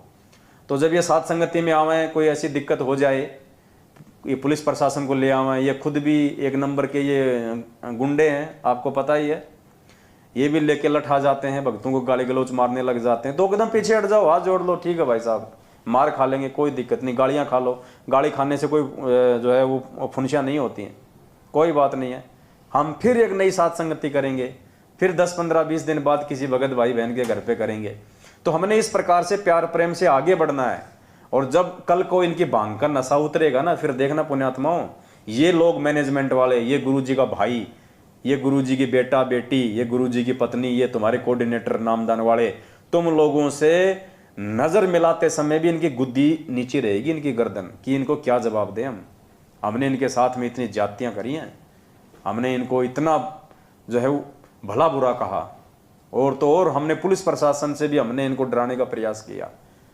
कल को इन लोगों की गर्दन नीची रहेगी यूं हम सत्सेवकों के सामने, ये लोग बोलने के लायक नहीं रहेंगे।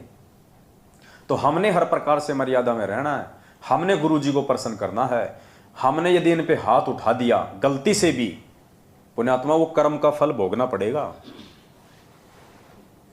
हम चाहे कितने अच्छे बन के रह रहे हैं, कितने मर्यादा में, अगर हमने मर्यादा तोड़ी तो मर्यादा टूटने वाला जो कर्म है वो हमने भोगना पड़ेगा। ये विधान है यहाँ का, अच्छे का अच्छा मिलेगा और बुरे का बुरा मिलेगा। तो वही बात है पुण्यात्माओं, अब तो थोड़ा सा ही समय ये शेष रहा है। परमात्मा एक सत्संग में हमारे को सुनाते हैं, वो वाणी मुझे ध्यान नहीं है, कोई नेट चल रहा है क्या किसी का? एक कथा है छोटी सी, आप सुनिएगा और उसके बाद आपको समझ में आएगा कि आज जिस प्रकार से, क्योंकि ये परीक्षा तो हमारी चल ही रही है, गुरुजी देखो इतना ज्ञान देके भगत के विश्वास की, धैर्य की, उसकी परीक्षा लेगा। अब इस परीक्षा में कितने लोग जल्दबाजी में और नासमझी में फेल हो चुके हैं आप देखना, और जो लोग हिम्मत बांध के रुके हुए हैं। देखो, मैनेजमेंट के साथ रह के गंदी राजनीति करना ये भक्ति मार्ग पे रुकना नहीं है। इससे अच्छा तो नालायक को भक्ति को छोड़ देते, कम से कम गुरु वचन तोड़ के ये कर्म तो ना बिगड़ते। रुकने का मतलब है गुरु जी के वचन पे रुकना, चाहे गर्दन कट जाए। गुरु जी ने कह दिया कि भक्तों को राजनीति से दूर तो दूर, फिर गुरु जी का भाई क्या, चाहे गुरु जी का बाप आके क्यों ना बोल दे, नहीं करनी तो नहीं करनी। तो ये कहानी है एक राजा और एक नाचने वाली की, और देखो कैसे उस नाचने वाले के एक दोहे ने कितने लोगों को पाप करने से बचा लिया। एक राजा को राज भोगते हुए काफी समय हो गया था, बाल भी सफेद होने लगे थे। एक दिन उसने अपने दरबार में एक उत्सव रखा और अपने गुरुदेव एवं मित्र देश के राजाओं को भी सादर आमंत्रित किया। उत्सव को मनोरंजन बनाने के लिए राज्य की सुप्रसिद्ध नाचने वाली को भी बुलाया गया। राजा ने कुछ सोने की मुद्राएं अपने गुरुजी को भी दी, ताकि यदि वे चाहें तो नाचने वाली के अच्छे गीत व नृत्य पर उसे पुरस्कृत करें। सारी रात नाच गान चलता रहा। ब्रह्म मुहूर्त की बेला आई, यानी सुबह 4-5 बजे का समय हुआ। नर्तकी ने देखा, उस नाचने वाली ने देखा कि मेरा ढोलक बजाने वाला ऊँग रहा है, यानी उसको उबासी आ रही है, जो ढोलक बजा रहा था उसको नींद सी आ रही है। नर्तकी ने देखा कि मेरा तबले बजाने वाला ऊँग रहा है, उसको जगाने के लिए नर्तकी ने एक दोहा पढ़ा। उस नाचने वाली ने अपने ढोलक वाले को जगाने के लिए कि भैया सो मत, अभी थोड़ी देर की बात है, वरना सारा काम बिगाड़ देगा। उसने एक दोहा पढ़ा, क्योंकि सबके सामने तो बोल नहीं सकती थी वो, इसलिए उसने एक दोहे के माध्यम से उस ढोलक वाले को जागरूक करना चाहा। और उसने क्या कहा, बहुत बीती थोड़ी रही, बहुत बीती थोड़ी रही, यानी रात जो है 75% बीत चुकी है। बहुत बीती यानी ज्यादातर रात बीत चुकी है भाई, थोड़ी रही, थोड़ी सी बची है भाई, सुबह होने वाली है। पल पल गई बिताए, और पल पल समय निकलता जा रहा है। एक पलक के कारण क्यों कलंक लग जाए। अरे एक पल के कारण, जब तूने पूरी रात ढोलक बजाया, अब थोड़े से समय के लिए क्या सो रहा है, क्या ऊँग रहा है, इस एक पल के कारण थोड़े से, क्योंकि 5 बजे तो आरती हो ही जाया करती थी पहले गांव में। जब माता जी का जागरण होता था 11 बजे तो वो मिस्री लेके बैठा करते थे, तबले बजाते थे, 1-2 महाभारत की या रूप बसंत की कहानी सुनाया करते थे। सुबह 5 बजे ओम जय जगदीश हरे करके अपना निकल लिया करते थे। तो 4-4:30 बजे वो तबले वाला ऊँग रहा था, नींद आ रही थी। तो नर्तकी ने उसको क्या कहा कि बहुत बीती थोड़ी रही, पल पल गई बिताए, एक पल के कारण क्यों कलंक लग जाए। कि थोड़े से समय के लिए क्यों राजा को नाराज कर रहा है, थोड़े से समय के लिए क्यों इस सभा में मेरी बेइज्जती करवा रहा है, क्यों अपने ऊपर ये कलंक लगवा रहा है भाई अपनी मंडली के ऊपर। तो उसने अपने तबले वाले को जगाने के लिए दोहा बोला था। अब उस दोहे का असर कहां कहां हुआ देखना आप पुण्यात्माओं। अब इस दोहे का अलग अलग व्यक्तियों ने अपने अपने अनुरूप अलग अलग अर्थ निकाला। तबले वाला सतर्क होकर ढोलक बजाने लगा। वो जाग गया तबले वाला कि यार बात तो ठीक कर रही है, जब पूरी रात तूने हाथ तोड़े हैं तो थोड़े से समय के लिए क्यों सो रहा है, कहीं राजा नाराज हो जाए, तेरे को ना कोई इनाम दे, उल्टा तेरे को जेल में और ठोक दे कि तूने हमारी पार्टी भंग कर दी। तो वो एकदम से सतर्क हो गया, अटेंशन हो गया, बढ़िया जो है वो तबला बजाने लगा। ये बात जब गुरुजी ने सुनी, राजा का जो गुरु था उसने जब ये बात सुनी, उसने ये दोहा सुना। कौन सा दोहा कि बहुत बीती थोड़ी रही पल पल गई बिताए, एक पलक के कारण क्यों कलंक लग जाए। जब ये बात गुरुजी ने सुनी तो उन्होंने सारी मोहरें उस नाचने वाली के सामने फेंक दी। वही दोहा नर्तकी ने फिर से पढ़ा तो राजा की लड़की ने अपना 9 लखा हार नाचने वाली को भेंट कर दिया। अब देखना आगे इन सब ने क्यों किया ये सब। फिर वही दोहा दोहराया तो राजा के पुत्र युवराज ने अपना मुकुट उतारकर नाचने वाली को समर्पित कर दिया। नर्तकी फिर वही दोहा दोहराने लगी तो राजा ने कहा कि बस कर। अब राजा हो गया, गुस्से में हो गया राजा को मालूम नहीं था क्या क्या हो रहा है यहां पे। तो राजा ने कहा कि बस कर, एक दोहे से तुमने वैश्या होकर भी सबको लूट लिया। राजा को चिंता होगी कि सब इसको भेंट कर रहे हैं, ऐसा क्या हो गया, इसने तो सबको अपने जाल में फंसा लिया। तो राजा नाराज हो गया उसके ऊपर, वो कहने लगा बस कर, एक दोहे से तुमने वैश्या होकर भी सबको लूट लिया। जब ये बात राजा के गुरु ने सुनी तो गुरुजी के आंखों में आंसू आ गए और गुरुजी कहने लगे राजा इसको तुम वैश्या मत कहो, ये तो अब मेरी गुरु बन गई है, इसने मेरी आंखें खोल दी हैं। ये कह रही है कि मैं सारी उम्र, यानी राजा के गुरु ने वैश्या के दोहे का क्या मतलब निकाला और कैसे उसकी आंखें खुली कि मैं सारी उम्र संयम पूर्वक भक्ति करता रहा और आखिरी समय में नर्तकी का मुजरा देखकर अपनी साधना नष्ट करने यहां चला आया हूं भाई, मैं तो चला। ये कहकर गुरुजी तो अपना कमंडल उठाकर जंगल की ओर अपनी साधना के लिए चल पड़ा। यानी उस दोहे का उस गुरु पे क्या असर हुआ कि रे नालायक, तूने बहुत बीती थोड़ी रही और पल पल गई बिताए, कि नालायक पूरी जिंदगी तो तूने साधना की, जंगलों में तूने तपस्या की भगवान प्राप्ति के लिए, और अब लास्ट समय में जब तेरा मोक्ष होने वाला है तो तू ये गंदे नाच देखने के लिए आ गया, अपने एक कर्म बिगाड़ने के लिए आ गया, तू अपनी भक्ति बिगाड़ने के लिए आ गया। तो राजा को इससे मतलब शिक्षा मिल गई और राजा ने वो उसके गुरु ने वो मोहरें उस नर्तकी को फेंकी और वापस अपनी साधना के लिए चला गया। अर्थात भक्तों को यहां पे शिक्षा लेनी चाहिए। पुण्यात्माओं, ये परीक्षा चल रही है हमारी और ये थोड़ा बहुत समय बचा हुआ, अब गुरुजी के जेल से बाहर आने का थोड़ा ही समय बचा हुआ है। बहुत बीती बहुत गई, क्या वाणी है, बहुत बीती थोड़ी रही। यानी पुण्यात्माओं, अब हमारी जो परीक्षा का जो समय था, जो परमात्मा 7 साल से ले रहे हैं, वो ज्यादातर समय हमारा बीत चुका है और थोड़ी रही, थोड़ा समय बचा है, 1 1.5 2 साल का, हद मार के। वैसे तो मालिक की मौज है, समर्थ के विषय में हम आकलन भी नहीं कर सकते, लेकिन जीव बुद्धि के हिसाब से सोच रहे हैं कि हो सकता है परमात्मा 1.5 से 2 साल में दया कर दे, बाकी हो सकता है परमात्मा 2028 तक का भी स्वांग रस दे। हो तो मालिक है भैया, भक्तों को बिल्कुल नीले कपड़े की तरह निचोड़ के देखेगा। वो तो जो उसका रहेगा, जो उसका होगा, वो तो भैया सबरी की तरह 1000 साल भी इंतजार करेगा। तो कहने का मतलब है बहुत बीती थोड़ी रही और पल पल गई बिताए। यानी ये जो परीक्षा का समय जो पिछले 7 साल से 2014 बरवाला कांड से जो ये चल रहा है, तो परमात्मा हमें समझाना चाहते हैं इस दोहे के माध्यम से कि नालायको, तुम्हारी परीक्षा का ज्यादातर समय बीत चुका है। तुमने जो कष्ट, तुमने जो संघर्ष जो किया है परमात्मा प्राप्ति के लिए, वो ज्यादातर समय बीत चुका है। अब थोड़े से समय के लिए अपना धैर्य मत खो, अपने गुरुजी से अपना विश्वास मत उठाओ, लोगों की बातों में आके तुम अपनी भक्ति बर्बाद ना करो, इन पीले पर्चों की मान के अपनी भक्ति बर्बाद ना करो, मेरे परिवार वालों के झूठे आदेशों को मान के तुम अपना ये भक्ति धन बर्बाद ना करो।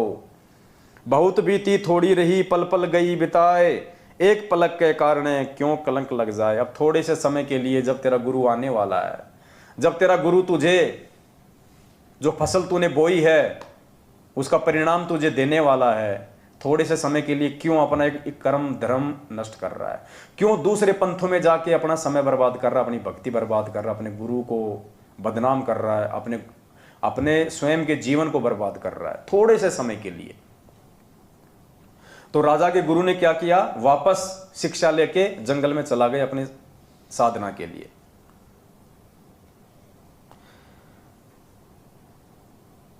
राजा की लड़की ने कहा कि पिताजी मैं जवान हो गई हूं। अब राजा की लड़की को क्या शिक्षा मिली, राजा की लड़की ने अपना 9 लाख का हार, 9 लाख रुपए का हार उस वेश्या को क्यों दिया। राजा की लड़की ने कहा पिताजी मैं जवान हो गई हूं, आप आंखें बंद किए बैठे हैं, मेरी शादी नहीं कर रहे थे, मैं आज रात आपके महावत के साथ, यानी जो हाथी चलाता है राजा का, हाथी का ड्राइवर, आपके हाथी के ड्राइवर के साथ भागकर अपना जीवन बर्बाद कर रही थी। लेकिन इस नाचने वाली ने मुझे सुमति दी, मुझे सद्बुद्धि दी कि जल्दबाजी मत कर, कभी तो तेरी शादी होगी होगी, क्यों अपने पिता को कलंकित करने पे तुली हुई है। तो उस लड़की ने इस दोहे का ये अर्थ निकाला कि नालायक, शादी तो राजा तेरी करेगा ही करेगा, आज नहीं तो 2 दिन बाद में कर देगा, तू क्यों फालतू में नौकर के साथ भग के अपने पिता को ये कलंकित कर रही है। तो परमात्मा भक्तों को समझा रहे हैं कि नालायको, बड़ी मुश्किल से भगवान मिला है, ज्यादातर समय तुमने संघर्ष किया बरवाला कांड के बाद में, इतना तुमने सहन किया, घर वालों की डांट सहन की, रिश्तेदारों की डांट सहन की, हर प्रकार से तुम मर्यादा में रहे, तुमने 100 प्रकार के तुमने संघर्ष किए, और अब थोड़े से समय के लिए अविश्वास करके काल प्रेरणा से क्यों अपने गुरुजी को जो है वो कलंकित कर रहे हो, क्यों परमात्मा की बदनामी का कारण बन रहे हो, क्यों वापस तुम नरक की तरफ दौड़ रहे हो। तो राजा की लड़की ने इसका ये निकाला अर्थ। युवराज, राजा का लड़का, उसने क्यों अपना मुकुट उतार के उसके चरणों में रख दिया। युवराज ने कहा पिताजी आप बूढ़े हो चले हैं, फिर भी मुझे राज नहीं दे रहे थे, मैंने आज रात ही आपके सिपाहियों से मिलकर आपका मर्डर करवा देना था, लेकिन इस नाचने वाली ने समझाया कि रे पगले, आज नहीं तो कल आखिर राज तो तुझे ही मिलना है, क्यों अपने पिता की खून का कलंक अपने सिर पर ले रहा है, धैर्य रख। तो पुण्यात्माओं, एक दोहे ने कितनों का जीवन बदला। तो ये जो वेश्या का जो ये दोहा था, ये नर्तकी का जो दोहा था, पुण्यात्माओं ये साध संगति है। ये दोहा है ना, ये नर्तकी का, ये साध संगति है। इस साध संगति को कितनी आत्माओं ने समझाया है, इस साध संगति ने कितनी आत्माओं को सुलझाया है। जो बरवाला कांड के बाद मैनेजमेंट की हरकतों से गुरुजी में दोष देख के जो भक्ति छोड़ चुके थे, आज हजारों की संख्या में लोग वापस भक्ति से जुड़ रहे हैं। आज वर्तमान में जो हमारे नए नए भगत भाई बहन जुड़ रहे हैं फर्जी नामदान केंद्रों से, या जिन्होंने ऑनलाइन नाम दीक्षा ली थी कोरोना काल में, और ज्ञान ना सुन पाने के चलते, मर्यादाओं की पूरी तरह से जानकारी ना हो पाने के चलते जो अपनी मर्यादाओं को तोड़ रहे थे, जो गुरुजी के भगत होने के बावजूद भी गुरुजी के विरुद्ध ही जो है भक्ति मार्ग की वो क्रिया कर रहे थे, उन आत्माओं ने जब से वीडियो देखे साध संगति के, तो वापस वो अपनी क्रियाओं को ठीक कर रहे हैं, परमात्मा को प्रसन्न कर रहे हैं, साध संगतियों से वो जुड़ रहे हैं। कितनों का परमात्मा ने जीवन संवारा है साध संगतियां शुरू करवा के, क्योंकि साध संगति ही मोक्ष का अंतिम द्वार है। आप साध संगति से निकले बिना, साध संगति से आप जुड़े बिना आप एक सच्चे भगत नहीं बन सकते, आप गुरु को भगवान नहीं मान सकते। तो साध संगति उस नर्तकी का दोहा है, जिसको जो व्यक्ति जिस तरीके से लेना चाहे वो ले सकता है।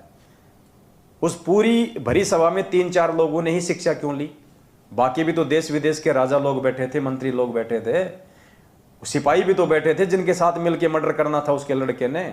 उन सिपाहियों के तो दिमाग में आई नहीं है बात, तो ये आएगी उनके दिमाग में। जो अधिकारी होंगे, जो परमात्मा के होंगे, जो अच्छी आत्मा होंगी, वही आत्मा ही बरवाला कांड को समझ पाएंगी, परमात्मा के जो है उद्देश्य को समझ पाएंगी और साध संगतियों के मकसद को समझ पाएंगी।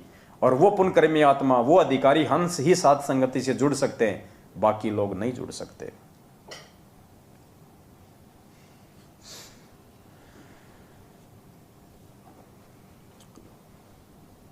तो क्या बताया,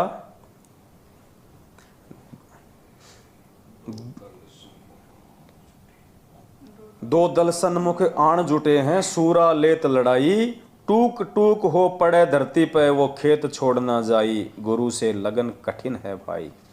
तो कोई सूरवीर भगत होगा जो सतगुरु रामपाल जी भगवान के हिसार जेल से बाहर आने तक इस भक्ति रूपी मैदान में मर्यादाओं के साथ में डटा रहेगा। देखो पुण्यात्माओं, डटने को तो गुरु जी का परिवार भी डटा रहेगा, वो कोई गंगा जी नहीं जा रहा। लेकिन यहां बात हो रही है मर्यादाओं के साथ में डटने की। डटने को तो लाखों की संगत भी यही रहेगी। आज ही नहीं जा रही कोई काल भगवान के साथ में, सारे एक साथ नहीं जा रहे। डटने को तो लाखों की संगत भी यही डटी रहेगी, लेकिन उनका डटना कोई डटना नहीं है। डटना उसका है जो मर्यादाओं के साथ में डटे, क्योंकि संघर्ष का सामना उसको करना पड़ेगा जो मर्यादाओं में रहेगा। जो मर्यादा तोड़ेगा उसको संघर्ष नहीं करना पड़ता भक्ति पे। वो तो जगत वालों के साथ मिलके जगत वाले काम कर लेगा, भक्तों के साथ मिलके भक्ति वाले काम कर लेगा। वो भक्ति करना नहीं है, वो सूरवीरता के लक्षण नहीं है, वो संघर्ष नहीं है। संघर्ष है गुरु जी के वचन पे। तुम्हारे सामने एक सारनाम रूपी, एक फर्जी सारनाम रूपी रोटी का टुकड़ा फेंक दिया और लाखों कुत्ते दौड़ पड़े एक टुकड़े पे। बताओ, मालिक का कोई आता पता ही नहीं। अब पता नहीं उस रोटी के टुकड़े के बहाने कोई मांस का टुकड़ा डाल रहा है या कोई क्या डाल रहा है। लाखों लोग दौड़ पड़े बस उस टुकड़े को देख के। अरे भगवान पे विश्वास किया होता, गुरु जी पे विश्वास रखना चाहिए था कि सार नाम लेंगे तो हम हमारे गुरु जी से लेंगे। कहां तुमने विश्वास किया? इसलिए तो कह रहा है बहुत बीती थोड़ी गई, पल पल गई बिताए, एक पलक के कारण क्यों कलंक लग जाए। तुमने तो धैर्य खो दिया, इतना समय तुमने बिता दिया था और थोड़े से समय का तुम इंतजार नहीं कर सके। वो फर्जी सार नाम की दौड़ में तुम लग गए लाइन में, तुमने अपना कर्म धर्म नष्ट कर लिया, बर्बाद कर लिया। परमात्मा धैर्य की तो परीक्षा ले रहा था। अरे परमात्मा हमारे सील, संतोष, विवेक और धैर्य की तो परीक्षा ले रहा है कि नालायकों को मेरे ऊपर विश्वास भी है या नहीं है, इनको धैर्य भी है या नहीं है, कि गुरु जी पता नहीं आएंगे या नहीं आएंगे। डबल डबल उम्र कैद की सजा हो गई, गुरु जी तो छूटने नहीं है। ले लो सार नाम, कहीं ये और ना मिले। हो गए फैल। अब उस सार नाम की बना के पुंगी अपने जेब में डाल लो या बच्चों को दे देना, वो बजाते रहेंगे। आए दिन मर रहे हैं वो सारनामी, आए दिन अकाल मौत मर रहे हैं। वो सारनामी ज्यादा मर रहे हैं जो रोहतक से लेके आए थे। तुमसे अच्छी तो वो ढोलक वाला था जो जाग गया, वो राजा का लड़का था जो जाग गया, वो गुरु था जो जाग गया, वो लड़की थी जो जाग गई। और तुम मूर्ख परमात्मा से तत्व ज्ञान लेने के बाद भी ठोकर खा गए, तो तुम्हें संभालने वाला फिर कौन है धरती पे भाई? जो भगवान से सद्बुद्धि लेके ठोकर खा रहा है उसको संभालने वाला दुनिया में कोई नहीं है। फिर अब तुम वही पाओगे जैसी तुम्हारी करनी है। जो तुमने बोया है गुरु जी के जेल जाने के बाद तुम वही काटोगे। मैनेजमेंट ने गेहूं बता के तुम्हारे को भांग का बीज दे दिया। अब क्या खाओगे जब आने वाले समय में जब भूखमरी फैलेगी, जब अनाज की कमी आएगी, त्राई त्राई मचेगी? भांग खाओगे? नहीं, जिसने गेहूं बोया वो गेहूं खाएगा, जिसने भांग बोई वो भांग खाएगा। तो ये पीले पर्चों के ऊपर, फर्जी ऑडियो के ऊपर, नकली लेटर के ऊपर, दे दान, रक्तदान, इन कुपात्रों को ज्योति पाठ और दान का जिसने पैसा देके जो भांग का बीज बोया है उसको भांग खानी पड़ेगी। और भांग खाई नहीं जाती, भांग से पेट नहीं भरता। भांग खाओगे उल्टा और नशे में हो जाओगे। तो तुमने तो भाई अपने जो बचाव का एकमात्र रास्ता था उस विनाशकारी समय में भाई 90% भक्तों ने खो दिया। जगत की फिर भी भगवान रक्षा करेगा, क्योंकि जगत तो नादान था, उसको पता नहीं था। तुमको सारे हथियार देने के बाद भी तुमने लड़ाई क्यों नहीं लड़ी? भगवान ने तुम्हारे को तत्व ज्ञान रूपी, मर्यादा रूपी हथियार दे दिए, फिर भी तुम निहत्थे बन के क्यों खड़े रहे? जवाब देना पड़ेगा।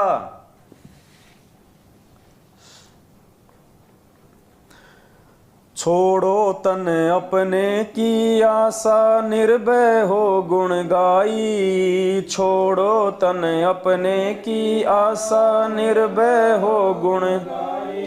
कहत कबीर सुनो भई साधो, नहीं तो जन्म जात नसाई। गुरु से लगन कठिन है, गुरु से लगन कठिन है भाई। लगन लगे बिन काज न सरता, लगन लगे बिन काज न सरता। जीव पर ले हो जाई गुरु से, लगन कठिन है भाई गुरु से।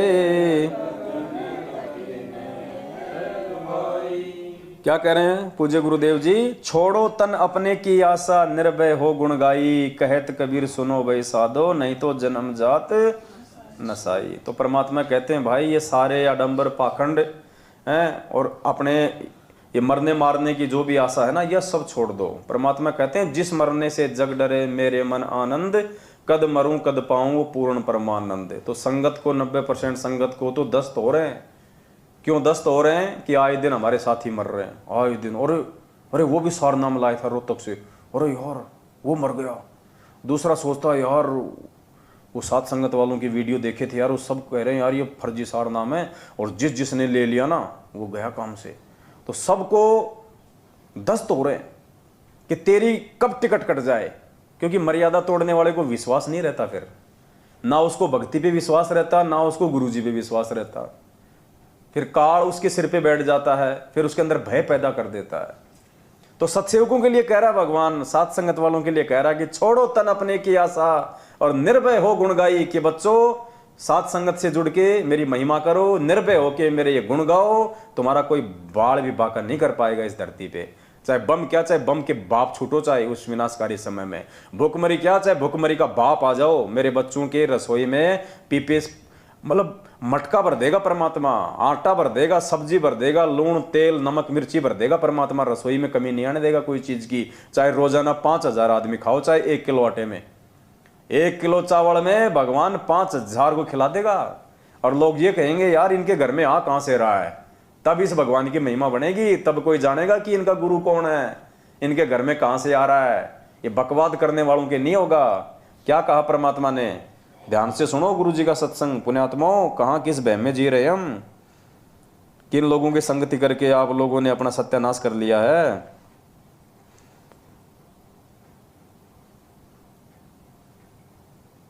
देखो क्या कह रहे हैं गुरु जी। परमात्मा अंतर्यामी उस विनाशकारी समय की एक झलक बता रहे हैं परमात्मा पहले ही। और क्या कह रहे हैं ध्यान से सुनना। गुरु जी कह रहे हैं उस समय अगर तुम्हारे घर में 2 दाने नहीं होंगे तो परमात्मा सुबह आटे का मटका भर देगा। 2 दाने नहीं होंगे और आटे का मटका भर देगा, पिसा पिसाया।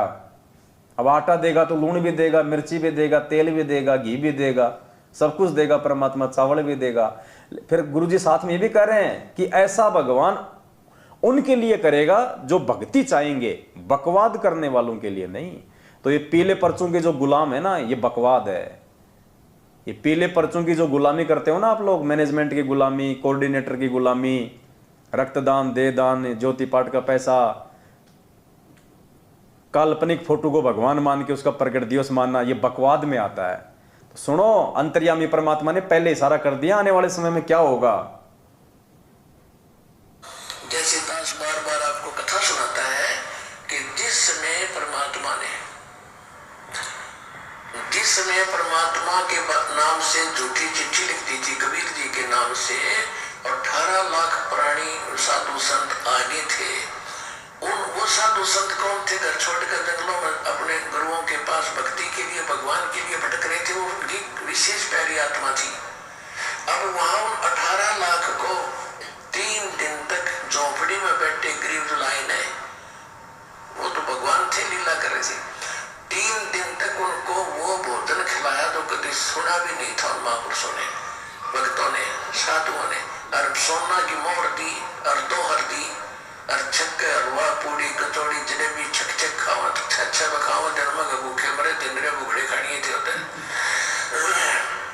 तो उनके लिए जब ये लीला कर दी, पृथ्वी का कोई माल भी नहीं था, सतलोक से ला दिया जाता है।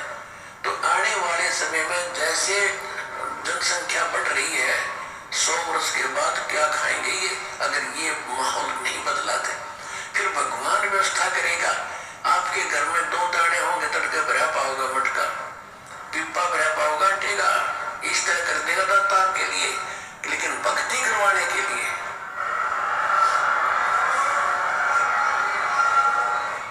ये उनकी करेगा जो भक्ति करेंगे, और जो बकवाद चाहोगे वो अपना करते रहियो।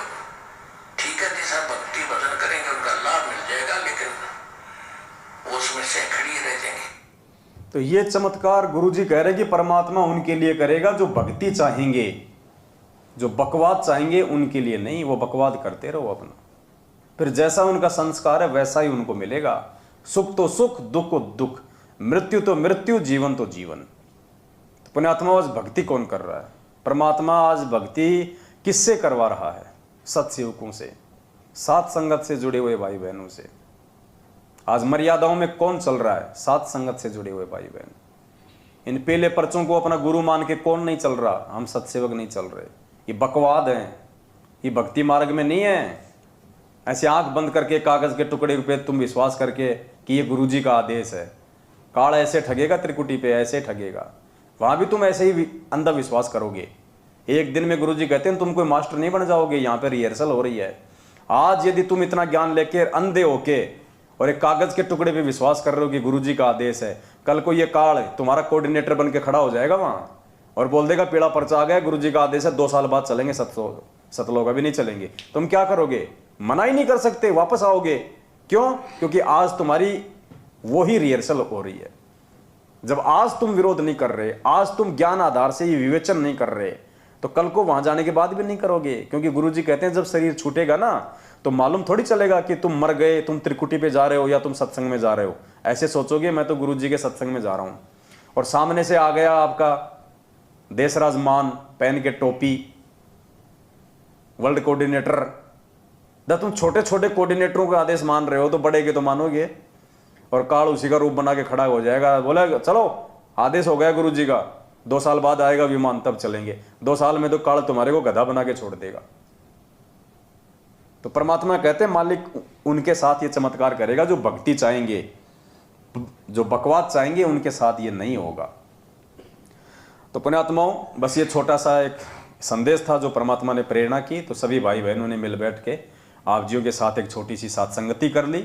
आगे भी परमात्मा समय देते रहेंगे, मौका देते रहेंगे, दया बख्शते रहेंगे, तो हम सभी भाई बहन आपस में मिलके छोटी छोटी ये ज्ञान गोष्ठियाँ, क्योंकि देखो परमात्मा के वचन के अनुसार आने वाले समय में ऐसा ही होना है। देखो जो मैनेजमेंट वाले भाई बहन ना, वो तो बहुत पीछे छूट गए। तुम तो हमें जिंदगी में नहीं पकड़ पाओगे। अगर तुमने 2 साल बाद शुरू किया, समझ में आने के बाद 1 साल बाद शुरू किया, तो हम 7 साल से जो काम कर रहे हैं तुम 1 साल में उसकी पूर्ति कहां से कर दोगे? तो तुम तो बहुत पीछे रह गए भाई लोगों, तुम तो बहुत पीछे रह गए। और सौभाग्यशाली है वो आत्मा जो कई वर्षों से साथ संगतियों से जो जुड़ी हुई है, एक रस। बाकी तो लोग आंधी की तरह आते हैं, 4 दिन बाद तूफान की तरह भाग जाते हैं। वो सोचते हैं वहां तो कोई पद मिलेगा, यहाँ कोई पदवाद नहीं मिलता भाई। यहाँ तो अगर भगत बन के रहना है, दास बन के रहना तो रहो। यहाँ कोई कोऑर्डिनेटर, कोई संभागीय कोऑर्डिनेटर, कोई सेवादार, कोई ये नहीं है। यहाँ कोई नेता नहीं है, कोई सरपंच नहीं है, कोई ठेकेदार नहीं है, सब भगत है। यहाँ पे सब सेवादार है। यहाँ प्यार प्रेम एकता पक्षपात रहित है जो सतलोक में है, जो परमात्मा के आश्रम में परमात्मा रखना चाहते थे, लेकिन काल प्रेरित उनके परिवार वालों ने रहने नहीं दिया। तो यहाँ बकवाद नहीं चलती, यहाँ भक्ति चलती है। अगर भक्ति करनी है तो साथ संगति में आओ, और अगर बकवाद करके अपना जीवन नाश करना है तो मैनेजमेंट के साथ में लगे रहो। फिर परमात्मा कहते हैं कि कौन सी वाणी है मालिक की? उनको देवगढ़ जोट, संतों के नहीं काम के उनको देवगढ़ जोट।